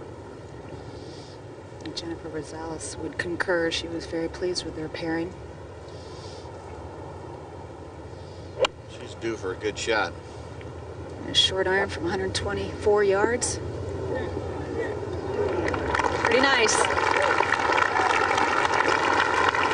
Mentioned earlier Rosales paired with Meg Mallon for Rosales' first and only LPGA victory, which came earlier this year, just a couple of months ago. Let's go over to 15. And Kelly Robbins well to the right. And Roger, what's the situation? Well, ball has come to rest just to the left of the lateral water hazard down the right-hand side, about a foot inside of the red margin. Has a tree in front of her that she'll have to keep the ball down, certainly the first 20 feet or so. And I think can only shoot at the very left side of the green. Have to play something low across the left edge of the bunker, short right of the green, and try to run it up on the left. Pretty good break, though, isn't it? Well, it could have been worse. There's no question about that. She can play to the front left and try to get 4 that way rather safely, or try to maybe get some kind of low cut and run it into the green. Annika, however, is first to play. 134 yards to the hole. Perfect position on the left-hand side.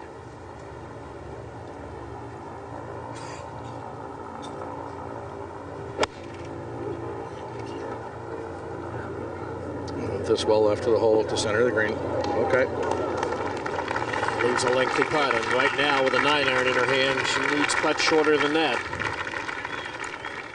This 15th has been surprisingly difficult today, yielding just 2 birdies, playing to a stroke average of over 4.4.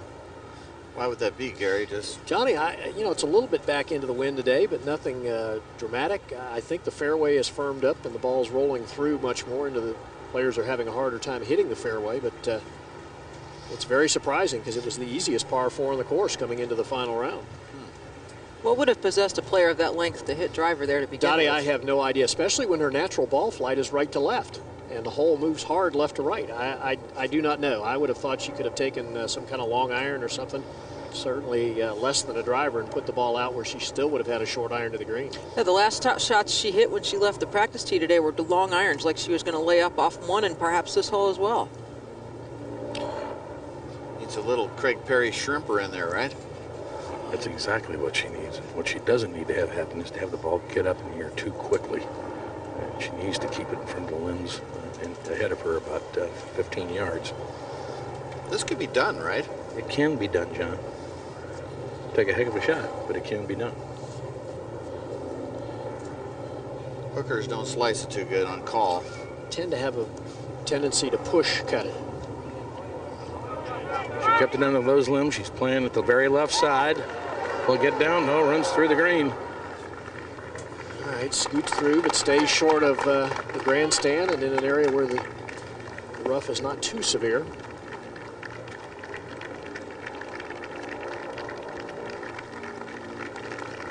So Robbins will have some work left to try to get it up and down here at 15. And we'll go up to 18. A moment ago, the amateur Paula Creamer finishing up here second, 156 at +2. Perfect posture. Real quick at the top, but very authoritative. Looks good, bouncing it in there. How good is this? There's a backboard here. Up it goes and back down. I hit that so bad. She says, I hit that so bad. Look at her. The innocence of a 17-year-old. And Meg Mallon now with another good birdie look here at 14. Just to get to double digits. Very tricky to read. Another one finds the hole. And Mallon has some round going here today. Double digits under par, 6 under. Just the 7th player in women's history in the Open to get to double digits, and on a tough golf course, too. Tougher than some of the others that got to double digits. She could par in for a 65. Again, a low finish by a champion is a 66. So this is certainly an historic possibility today for Mallon. 9 under in the last 20 holes, 3 birdies in the last 4 holes, 6 total today already. Dottie, how big of a surprise is this for the 41-year-old Mallon? I mean, is it not that much of a surprise? No, I'm not surprised at all. Kelly Robbins third at 15 is long and leaves a tricky par putt. So now 3 back and scrambling to stay there. Go ahead to 16. Michelle Wie, putt from par here at the long par 4. Tricky one, slides a little right. All right, well done. So Michelle Wie remains at 1 over for the championship. 2 over par in her final round. We go to 18. Well, we'll see if Creamer can make the birdie here after the double at 17. You can see how tight Wie and Creamer are in the battle for low am.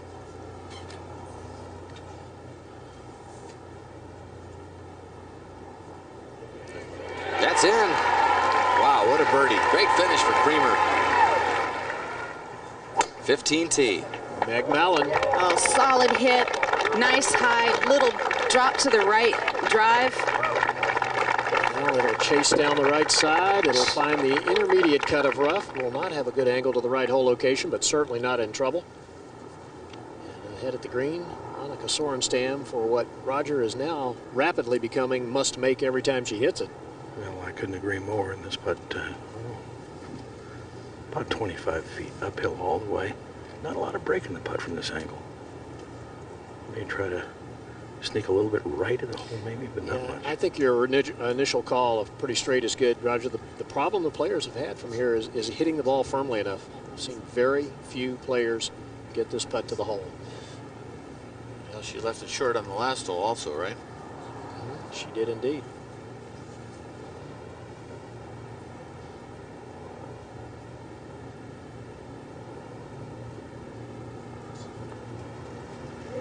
It's got to go. That's got to go.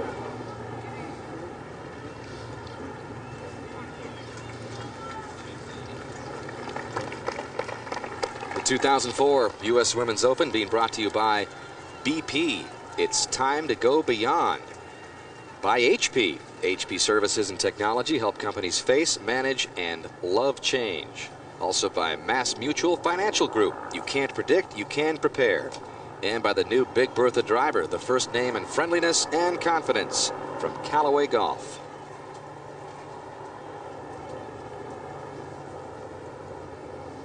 As we look down at 15, Kelly Robbins. Putt for par to remain within 3. And a huge putt. 2 very difficult par 4 holes coming up at 16 and 18. Well, this is off the hole on the right-hand side.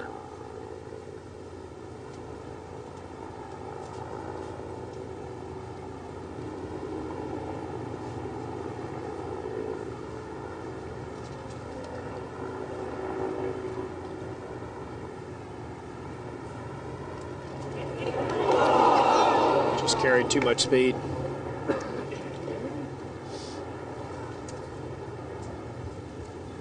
So Meg Mallon with at least a 4-stroke lead as she strides down the fairway at 15.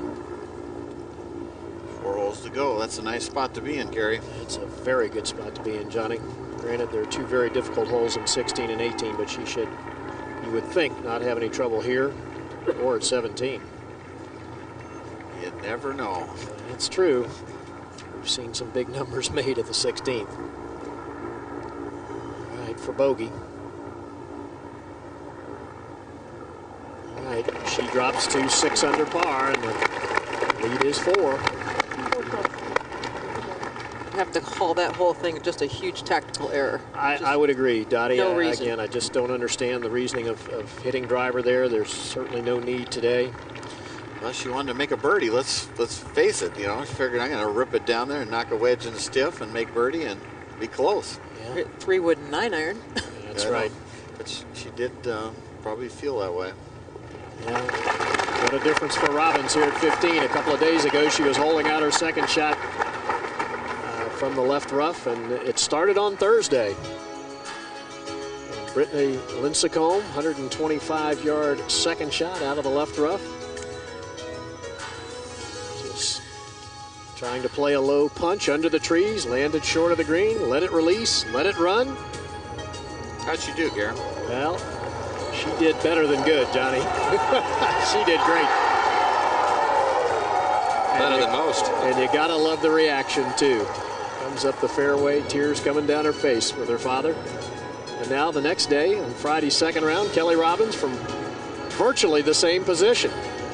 Carries it a little deeper onto the green, though, and gets the same result. So we have seen some magic here at 15 during this championship.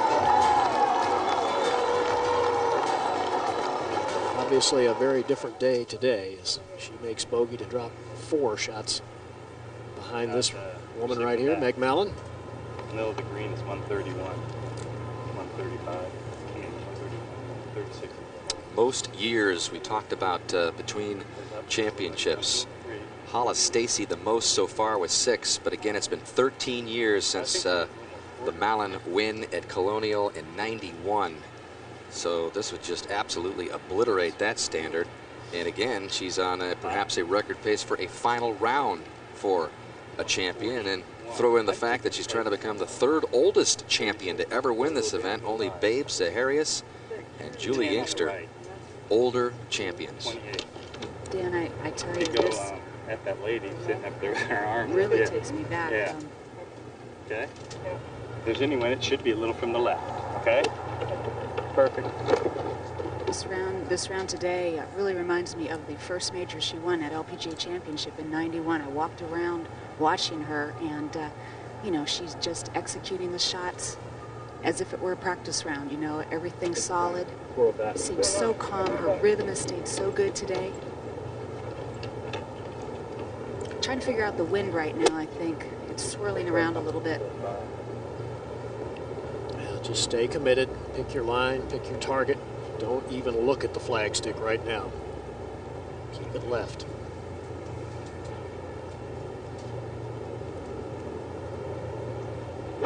Pars are great right now, Gary. Oh, this is right. Oh, no. Oh, my. That is a huge mistake. That is virtually impossible to get it up and down from there. The green runs away. So Meg Mallon has missed the green at 15. She's got the 4-shot lead. Stay with us. With the biggest prize in women's golf in the balance, Jennifer Rosales took a 3-shot lead into this final round, but a 4-hole stretch of 3 bogeys has put her back to 5 under and in chase mode. Annika Sorenstam making a move today with a couple of birdies in the middle of the round, along with Kelly Robbins, who she's playing with, but they have been outpaced by Meg Mallon, who wants to turn the clock back 13 years when she won at Colonial in '91. Can she do it again at age 41 in the U.S. Women's Open? She has a 4-shot lead, Gary. Well, she does, and she's got a lot of work left, and you can see directly behind her a scoreboard that tells the story. She came walking up to her ball. She did glance at that board and obviously knows that she has a 4-shot lead. She also has a very tough shot. Well, after looking at the board, makes this shot feel a little bit better. Just make sure you hit it firmly enough. Get it on the green if it rolls by the hole. Looking way out to the right.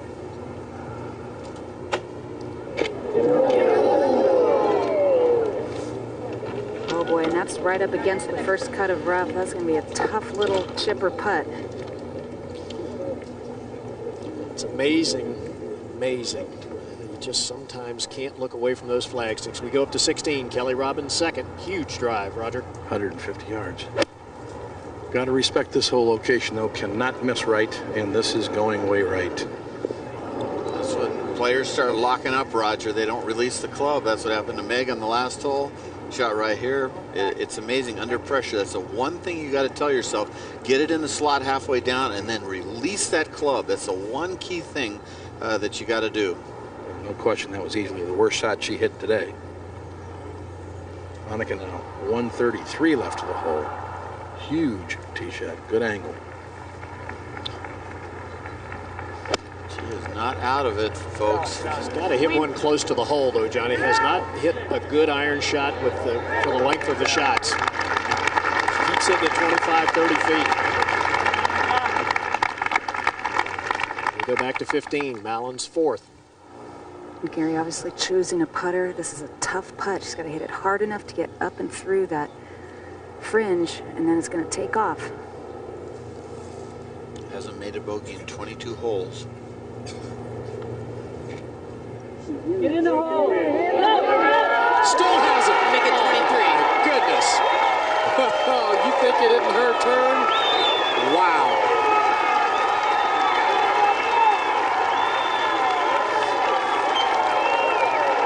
Almost unconscious, Gary, the putt she's making. Well, it's almost like destiny now, Johnny. Well, you look Really at is. yesterday's round, she's making these sweeping putts that you don't make 1 in 100.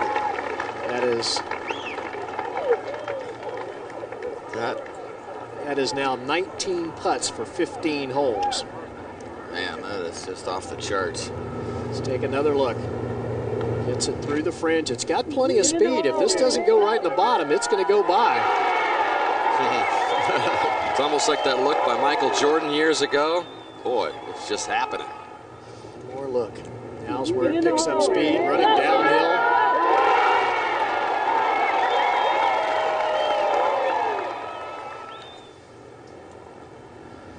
Let's take a look at her putting stats. 29 putts in the first round, where she said she really hit the ball poorly the first 9 holes. Came back 31 putts the second round.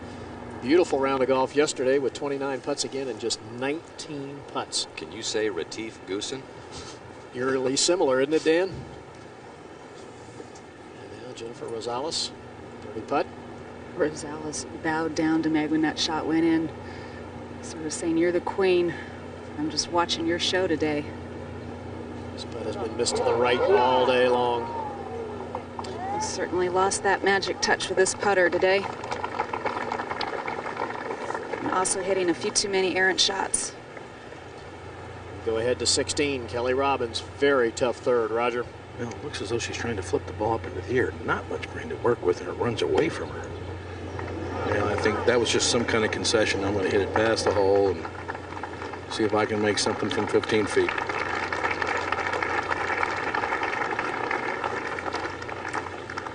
Well, Friday, 8 o'clock Eastern Time and Pacific, live in prime time. We've got the U.S. Olympic swimming trials, one of the greatest shows you'll see in sports, as a real deep U.S. swimming team tries to get to Athens. Natalie Coughlin, who you saw there, is one of the more gifted swimmers in the entire world. I'll be there in Long Beach, California this coming week. They built a pool in a span of a month in a parking lot outside the Long Beach Arena and set up stands. Going to be like 10,000 people out there. It's going to be fun. That will be fun. A lot of pressure there. You bet. Those trials. Woo, one major. Tell us about those numbers, Gary. Well, I think what we're seeing is it's a very difficult hole. There were 9 birdies yesterday, which kind of was a figment of everyone's imagination. It seemed like they all came right in a bunch toward the end of the round, but this is a very difficult par 4. This stroke average is higher than the par 5 13th. So. It is right at 4.6. I talked to David Fay, and it was like the 13th hole, 16th hole, and 18th hole. You could have just called any one of them a 5 par if you had to have one of them, but they're all about the same, and this one being the hardest of the 3. All right, Roger, how about this putt? Well, downhill, a big breaker from left to right. Can you say it? Got to have it.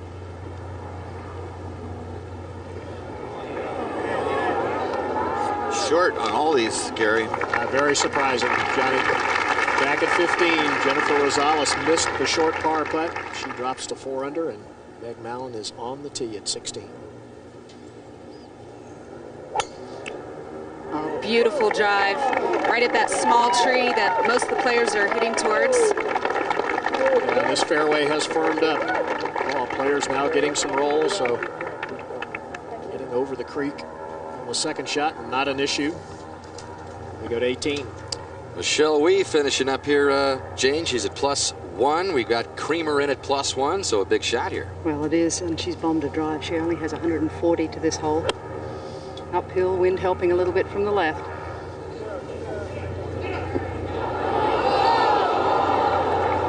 And Donald Ross will send that back down even further. So she needs to get it up and down from there to match Creamer's +1. We, along with Sorenstam, attracted the most attention of anyone in this championship. And back over to 16. Par putt for Robbins. Very similar line to Sorenstam. It'll move right.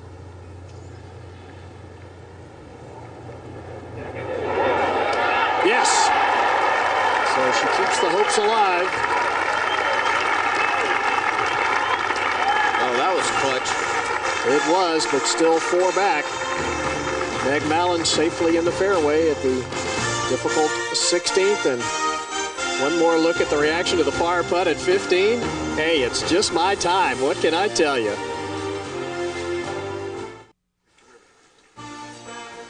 Nice stroll down the Connecticut River as we continue from South Hadley, Massachusetts.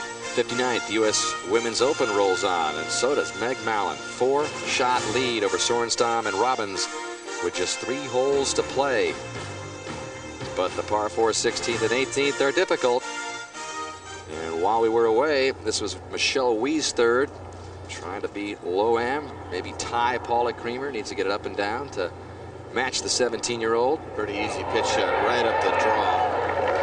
Yeah, all I know is I want to be Solheim Cup captain when those two are eligible to play. Yeah, throw in Brittany Lincecum. I think we'll do just fine. I want to be in the locker room when you're giving your pre-match speech. I don't think I'd have to say much for those three. You could be like Ryder Cup captain Lee Trevino, just stay in the clubhouse for that one. That's exactly right. Well, get him to the tee on time. Sorenstam on the tee at 17. 183, got a 6-iron. Wind now coming from the right slightly.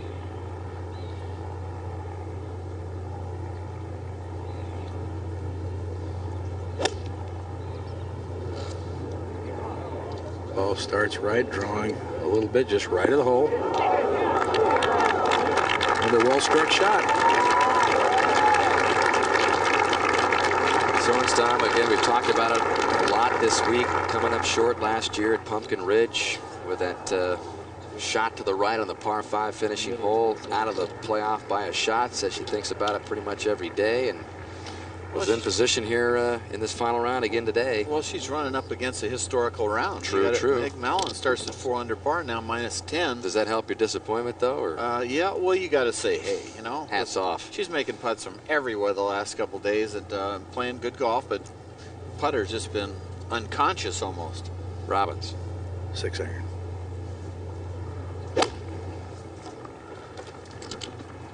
This ball left to the hole, trying to cut a little bit at the center of the green.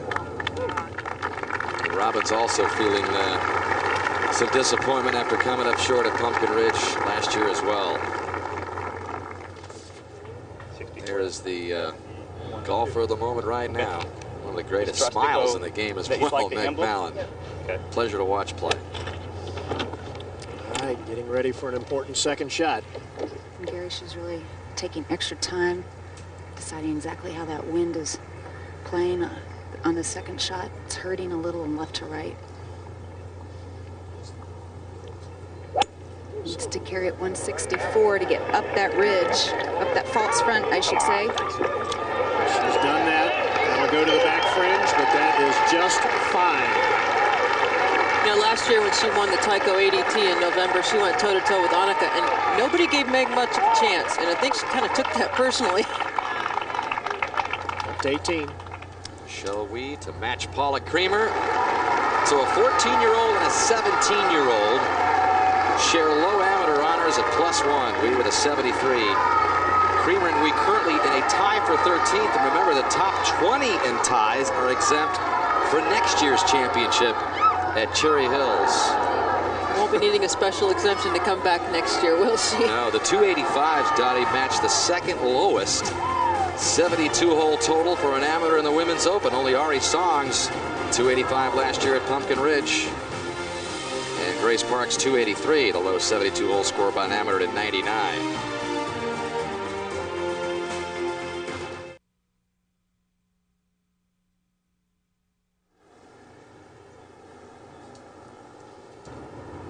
This was Kelly Robbins a moment ago, her birdie try at the par 3 17th.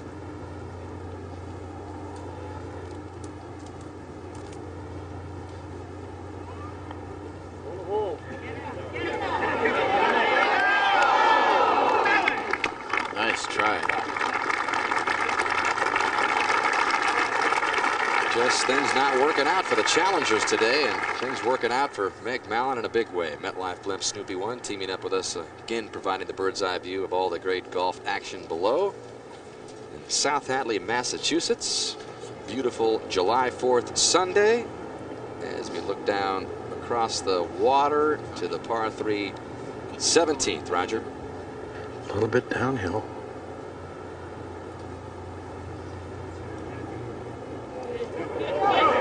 There's one. That's 3 under golf for Sorenstam. And Johnny, you talked about it a little while ago. You know, that might get it done on most open Sundays.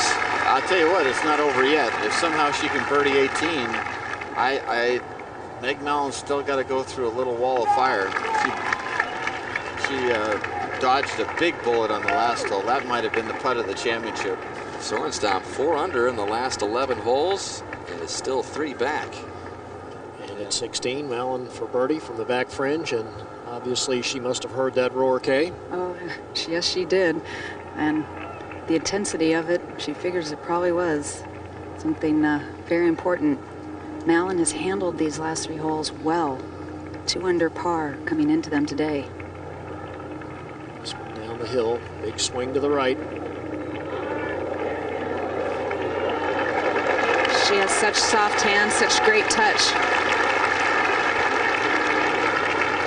Well, I talked about Meg's putting almost being unconscious, and we'll just take a look at the footage that you're about to see, folks. Just putts that you're trying to 2-putt, and the hole saying, hey, birdie at 4 right here, Dan.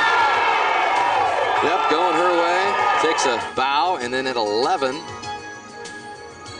Another putt that just breaks off the charts left. Just a perfect speed, perfect read. That moved Mallon to 8 under. And out for more at the 12th. Played a beautiful approach in there. So that's 3 birdies in the last 4 holes at that point to 9 under. And then at 14 to get to double digits. Tough downhiller there. And then this was when you know it's going right. Yeah, on the last hole, looks like she's going to make her first bogey in 22 holes. Bango! Well, what can I say? 19 putts through 15 holes for Mallon. And that wasn't yesterday. It was as much of that same. Yep. It really was. Yesterday she made it from all over. Tee at 18, Sorenstam needing birdie to put a little more pressure. Probably the best ball striker. She doesn't have the distance, obviously, of a guy, but I'll tell you, if you want to find somebody that can hit fairways and greens, she is the best of anybody in the world. I mean, she is. She hits more greens and more fairways than any guy on the tour. What about ever? I don't know. She's just a machine. What can I say? She didn't putt well, and here she is at 7 under par, Hanukkah. And back at 16, unfortunately, Jennifer Rosales missed another short par putt. Drops yet another stroke. She's now just 3 under. Yeah, and Meg's continuing to putt well despite the fact that she's playing alongside someone that's struggling with the putter today. You know, Gary, at the beginning of this season, Meg was struggling herself with the putter. She was looping her stroke. Jane Crafter actually helped her with her putting earlier this year, and she finally putted well in L.A., which is, of course, they play at El Caballero with tricky greens. Finished second there. Yeah, I played with Meg in Tucson, and it was ugly. It wasn't solid. I mean, and you expect Meg to roll 5-6 footers solidly all day long, and she was having a hard time hitting the hole from 5 feet. Good solid par there at 16. Yet another 1 putt, technically, because she was in the back fringe. So now just 20 putts through 16 holes.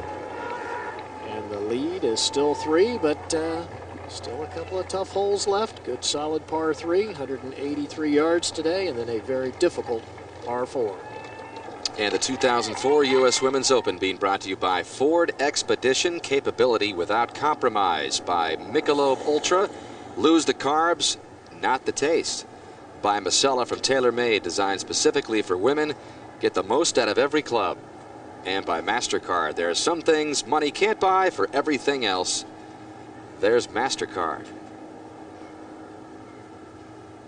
Nice peaceful scene there, isn't it, Dottie? Even though May look peaceful. Yeah, I said look, not their insides. Because Meg's probably already thinking it, being 41 years old, all the ways she can mess this up. It goes through your head whether you like it or not. Oh, I don't think so. Meg's pretty rock solid up there. I know, but it's still, you always have to get through the little hauntings. The hauntings will pop in, and then you have to overcome it. Johnny's still writing his thesis on pressurology. Yeah, I do. Yeah, I'm not buying it. not buying it. Besides, Johnny, she already went through the shocker last year of actually turning 40. Now she's, 41. No big deal, huh? No big deal. She would be only the 4th player in 59 of these championships to win in her 40s. You remember Julie Inkster pulling it off at Prairie Dunes a couple of years back. Yeah, the one thing she can't do is bogey this hole, because the next one's an easy bogey, and that would open up the door for Annika to possibly, birdie 18, which is a big stretch. We're talking about a big stretch, folks. This is a 1 in 20 right now, but there is a 1. There is a 1 there. Possible. Well, I got to believe John is just giving her a number and a line that's nowhere near that flag. You got to have a number that's not going to put you over the back, and you have to have a line that's going to put you in the middle of the green. Par's the big number here. 190 back edge. With 11 wood. Telling her that she has 190 back edge. Now she's got a club in her hand that she knows she can't hit 190 yards. You make it sound easy. I like it. Yeah, that 11 wood is about a 170, 75-yard shot. Wind is helping and coming out of the right, just a tad.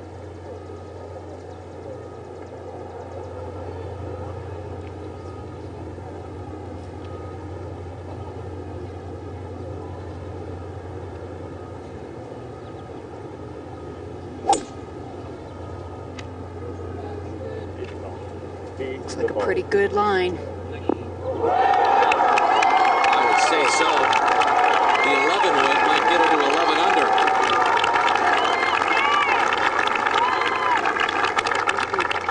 One more obstacle hurdled by Mallon. Her 18th year on tour. She's wearing the right cap to win this thing, isn't she? There it is. That cap won't get thrown away, I don't think. Well, the fans here might want to have her put on a Red Sox fan. She's a huge Boston Red Sox fan, big Celtics fan. In fact, Casey Jones, the former Boston Celtic head coach, was here in the gallery following Meg earlier this week. Well, that was a clutch shot, folks. In case you didn't note it, to pull out a wood, I don't care if it is 11 wood, and just stripe it in there and land so softly like that on this firm green. That was big time stuff. Over to 18, Kelly Robbins discussing things. Roger? Well, just waiting for the green to clear up ahead. 154 yards to the hole from the right side of the fairway. Hole cut on just 8 paces. 8 paces from the right edge of the green. In the lower tier, I guess you just try to land it on the front part of the green, don't you, John? Yeah, you do. And there's a real nice backboard, sideboard, and we've had balls all over this cup today. I mean, it's not inconceivable something could go in. I know that's asking for a lot, but it is sort of a funnel right where that flagstick is. Well, we did see Suzanne Petterson do it earlier today. Yeah. Second most difficult hole this week, but easier today. Did she catch all of it, Raj? Sounded pretty good. Might need to get up a little. Might have missed it just a fraction, John, but just a fraction. Just sounded a little thin, just a tiny bit. She comes up out of them sometimes. Okay, Robbins 4-back, Sorenstam in that more realistic spot 3-back. 153.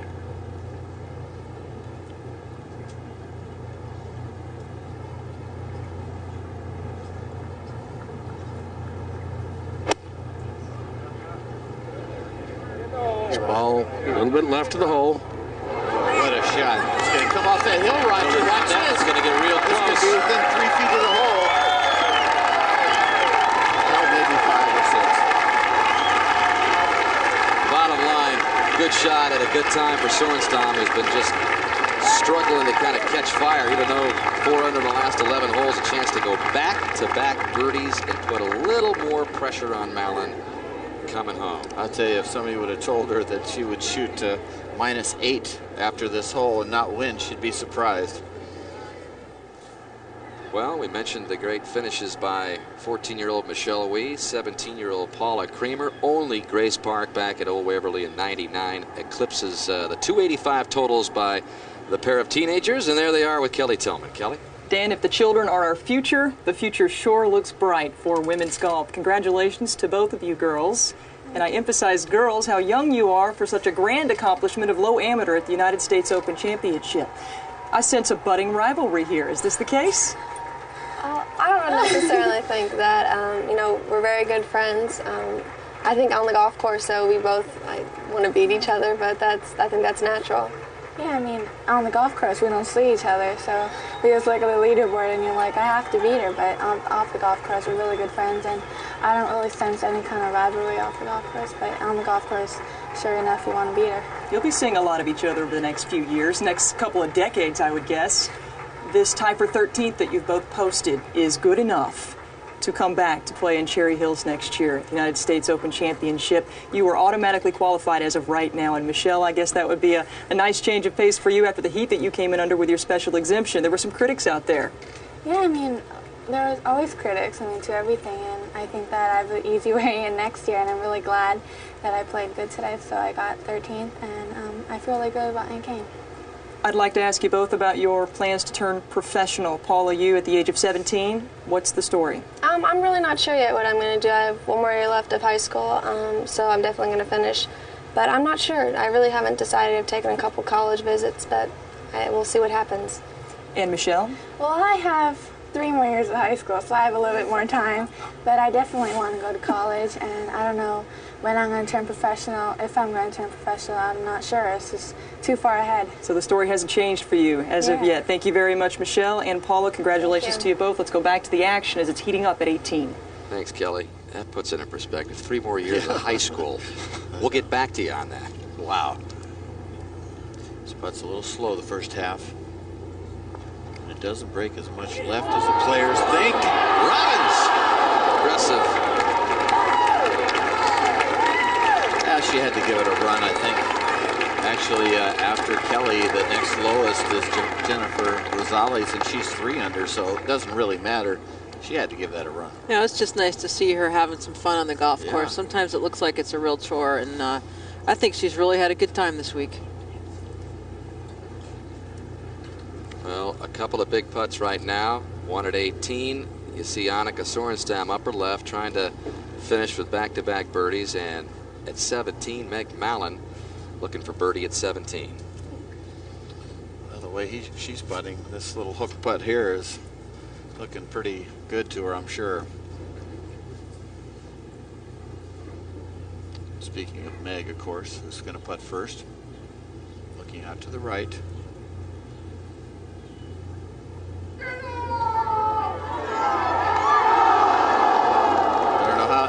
But gives Annika some kind of chance. Annika now ready to putt with a slice putt. Just a little one. Not that hard to putt. To get within 2.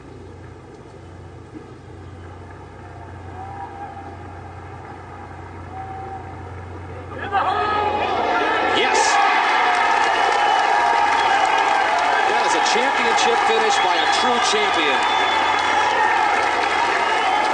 31 on the back 9 for Sorenstam. You talk about a performance ball striking, 85% of the greens hit, 61 greens in regulation in 72 tries. That's almost mind-boggling and not going to win, probably. We talked about that 8-year drought, Johnny, and you talked about being victimized by somebody with a hot round. This could be another time. 66 that Inkster shot in Prairie Dunes to take the title away from Sorenstam, and then Mallon 67 and 91 and on another hot streak here. Robbins finishes up with a par 4. Nice performance, Dottie. It's great to see her play well. Solid 3rd place finish. Hoping that Souvenir didn't strike somebody in the wrong place. Wow, that's some great golf we've seen the last few days here on NBC.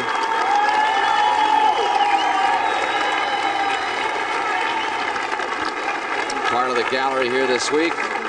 At 18, there's Pat Bradley, former Open champion, Massachusetts native, serving as the honorary chairperson for this championship. She won the Open back in LaGrange, Illinois in 1981. And by the way, has tied with Sorenstam and Inkster for low finishes by a champion with her 66 and 81. And right now, Mallon could eclipse them all if she's able to par in here. Well, she heard that scream up there, and the crowd reacted up in the hospitality tent to the right of 17 green. She probably can't believe what's happening ahead, but she stayed very focused all day today on what's at hand. So a bogey would win it for Mallon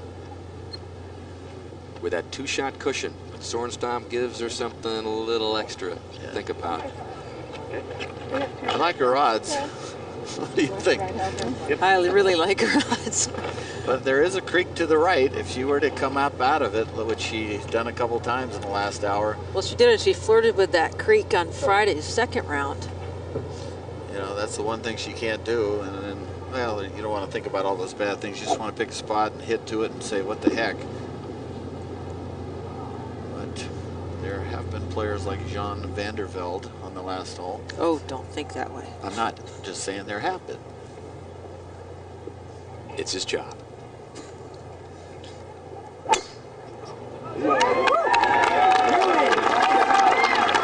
Striped it. Okay, now what do you think? I think she just missed the center of the fairway by one.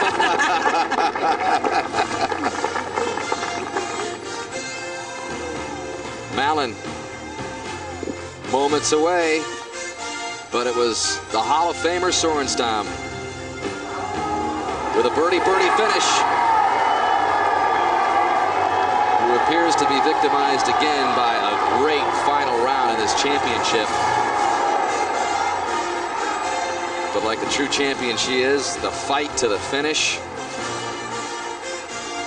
But it appears that Mallon is on to Open victory number 2.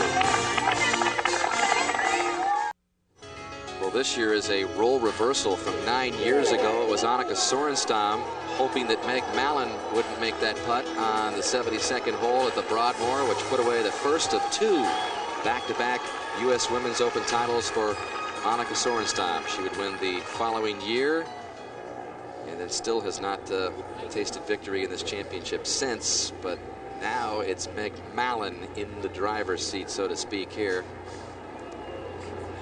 Well, she sure seems relaxed, doesn't she, Dottie? She's got this game in the proper perspective. I mean, there are so many players, and Dottie, you've seen them, and Johnny, you've seen them in your life on tour, that just tend to take bad rounds, bad things with them off the golf course. I mean, she's got such great perspective. I mean, she's just so pleasant.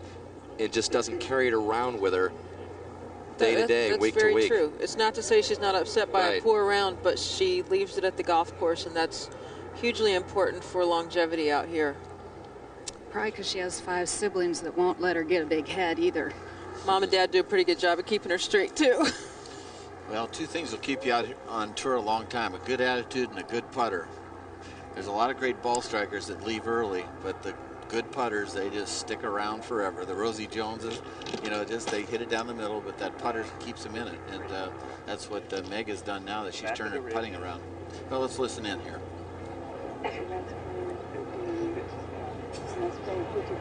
55.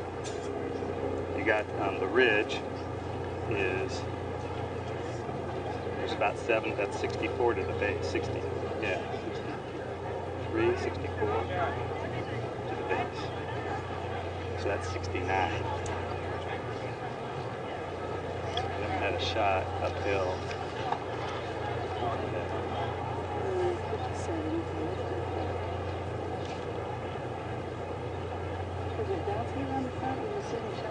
No, no one was here when I came out. 64. 64. So that's playing 70, right? Correct. You hear Meg asking John if he'd seen any balls go to the upper deck. I'm thinking if you kind of grip it, it should bounce in there and be fine. I think it'll hit the slope and top. When he had gotten here this morning, no one had gotten to the 18th hole, so he hasn't any idea about that. In this way, this takes everything else out, you know. you a little bit. That's fine, Meg. A little left of center. I mean, the pin's a little right of center. It's got to be a 5-iron. That's the first iron in her bag.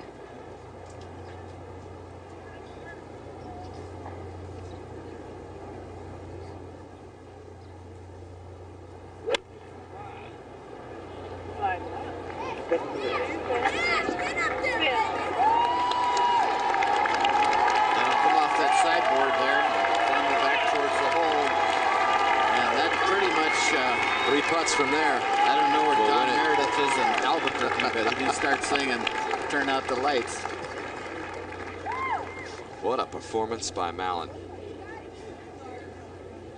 About to be the finest final round to put away this championship in history. I've got to believe this round was held together by those two great up and downs she made early on. At 1 and then again at 8. And you got to hand it to Rosales. She had the lead for so long, Jennifer, and that's a lot of pressure. And then she made the one telling call, and she said, "If I win this thing, I could be president of the Philippines." And that's you don't want to be thinking that way. Emotional week for her. Her mother, who was diagnosed with breast cancer a few months ago, and in fact had surgery the same weekend that she won her first LPGA Tour event a couple of months ago, has been in the gallery all week, refused to take one of those carts that the USGA offers, and it's been a lot of emotion for Rosales to carry with her this week. So she has certainly done great considering those circumstances, but it is Meg Mallon in the spotlight again at a Women's Open.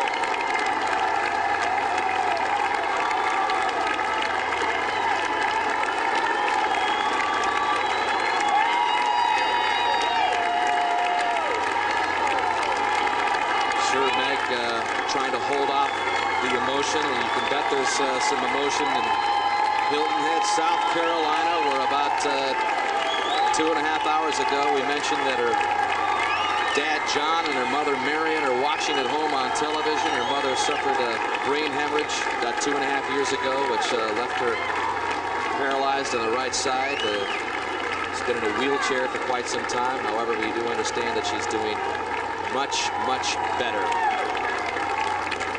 While we have a moment, let's go down to Roger Maltby. Roger? Thank you, Dan. Annika, Meg's on the last green in 2 with 3 putts to win. And I know this is the second disappointing year for you. Got so close last year and again this year. It appears like she'll get down in 3 or better, but you hit the ball so well. Certainly you only missed 1 green on Friday. You hit like 22 of the last 23 or 23 of the last 24 greens. The putter just didn't come through when you needed it, I guess, huh? Well, I'm very pleased the way I played all week. I mean, like you said, I hit the ball really well, and, I think I've hit some good putts. It's just, I tried to the end. That's all you can do. I'm very proud with my performance, and it just seems like Meg is playing excellent golf. Well, did you think a 65 was out there today? I mean, that's what she's shooting. She's making putts from everywhere. Yeah, I mean, she's playing excellent golf. I mean, if you shoot that low on Sunday, you're most likely going to win. So, I thought I put a good performance on today. That's pretty much all I can do. Well, there's no question. You played very, very well. Thank you. Back to you, Dan. Thank you, Roger. Last 3 opens, a second, a fourth, and a second here again today.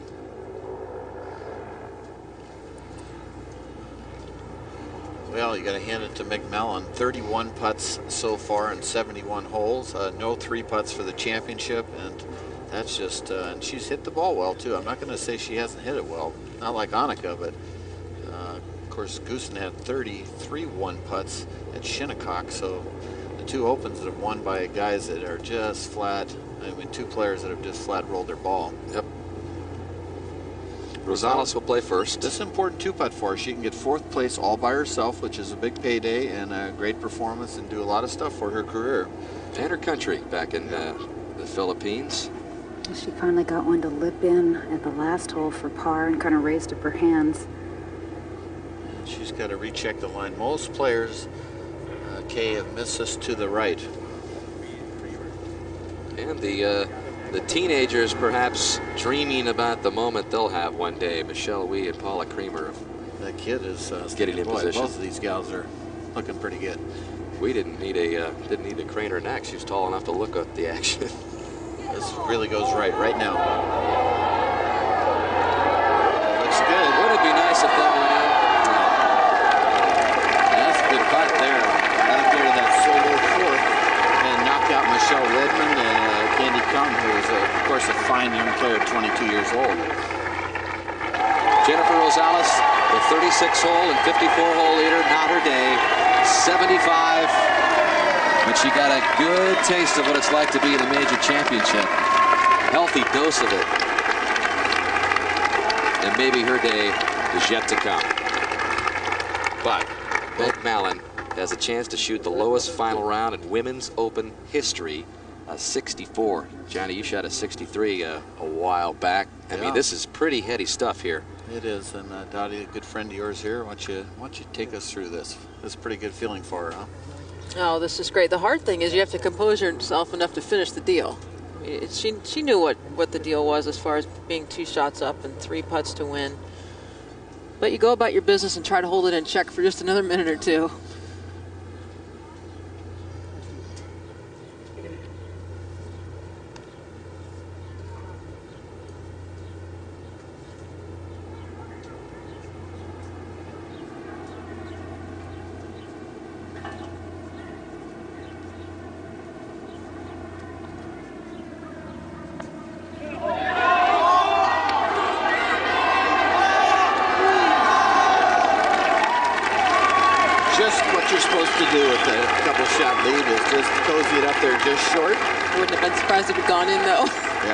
What you're supposed to do.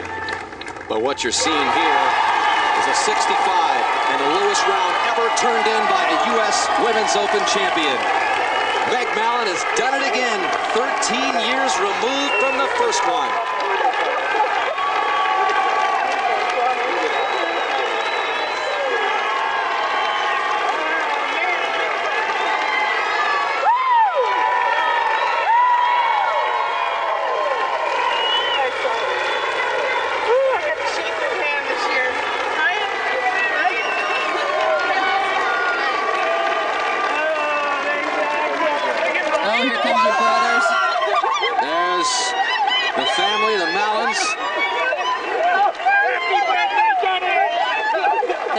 Crazy bunch. They are going to enjoy this so much.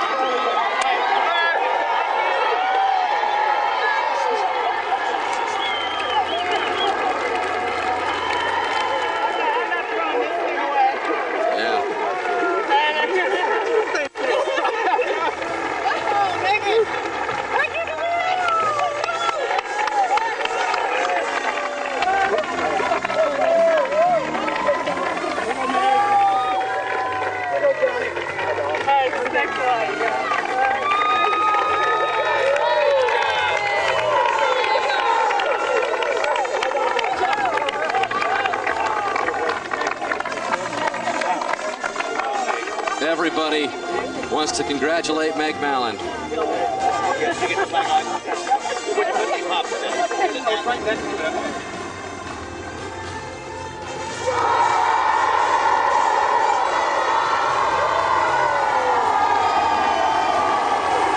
What a feeling it's been for Meg Mallon. Coming up 18. Winning the most prestigious championship in women's golf in front of the largest crowds ever to watch a Women's Open. Born an hour's drive here in Natick, Massachusetts, and her family, brother, sister here, mom and dad watching back in South Carolina. Tears will be flowing on the Mallon family tonight.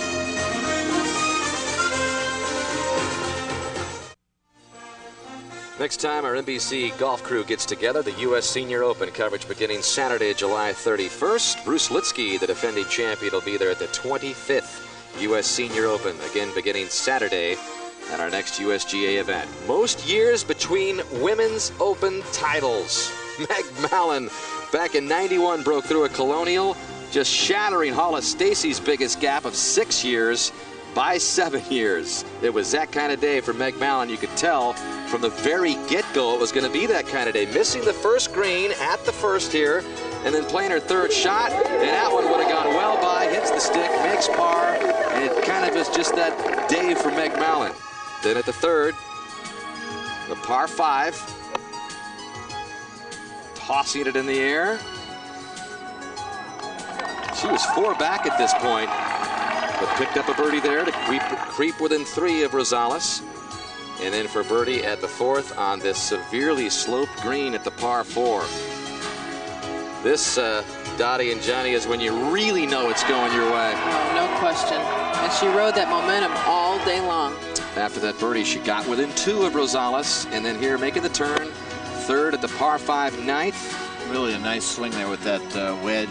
Released to right side well. Nice backspin there. And this was the part of the golf course where Rosales began to fall apart. A couple of bogeys, and Mallon took the lead for the first time outright to get to 7 under. And then at the 11th, after a par at 10, big breaker here. Perfect speed.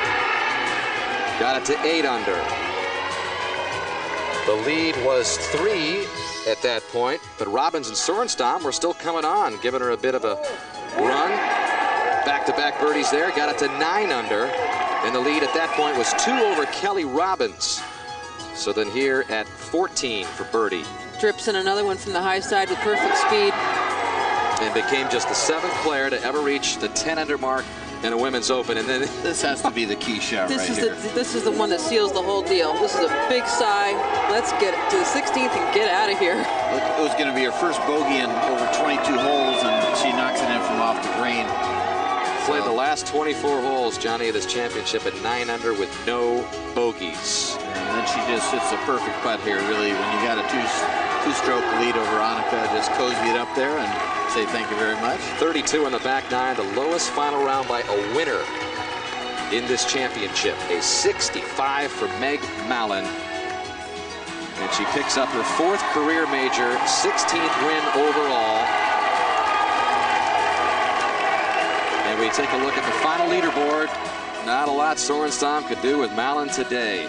67 for the top player in the world, 2 back, Kelly Robbins. Again in the hunt in this championship for the 2nd straight year. And then Rosales, the midway point and 3rd round leader, faded with a 75. And right now, Rosales is with Kay Cockrell. Thank you, Dan. You are in position to win your first major. You just, can you describe in a word or a couple words what you're feeling right now? I'm still in shock what happened today. I mean, Meg played awesome, and just couldn't get anything happening. I started pretty strong and birdied the first hole, and after missing that putt on the 7th, just everything went downhill.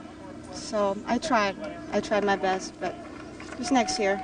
Your brother was here following. Your mom was going every step of the way. Were you thinking about her, thinking about the both of them today? I was thinking about them, and I was kind of down, and my brother was kind of encouraging me, you know, come on, let's do it. I tried, just couldn't make anything at the end. All right, Jenny. Sorry that things didn't work out your way. Let's go back to Dan. Thank you, Kay. Rosales still solo 4th as the champion is making her way down with Fred Ridley, the president of the USGA.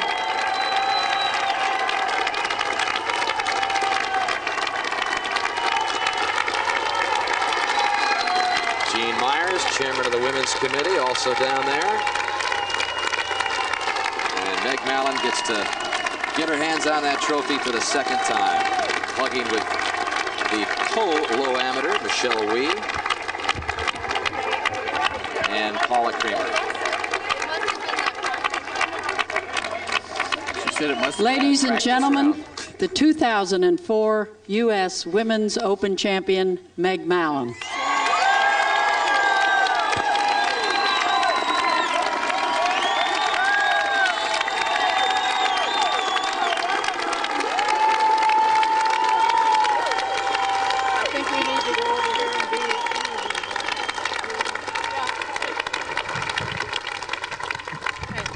Congratulations, Meg. Thank you so much.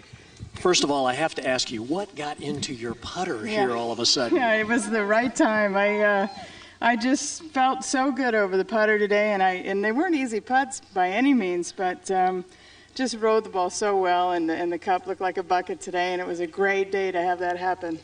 Now, I have to ask you, at the age of 41, did you ever think you'd win another U.S. Open? Absolutely.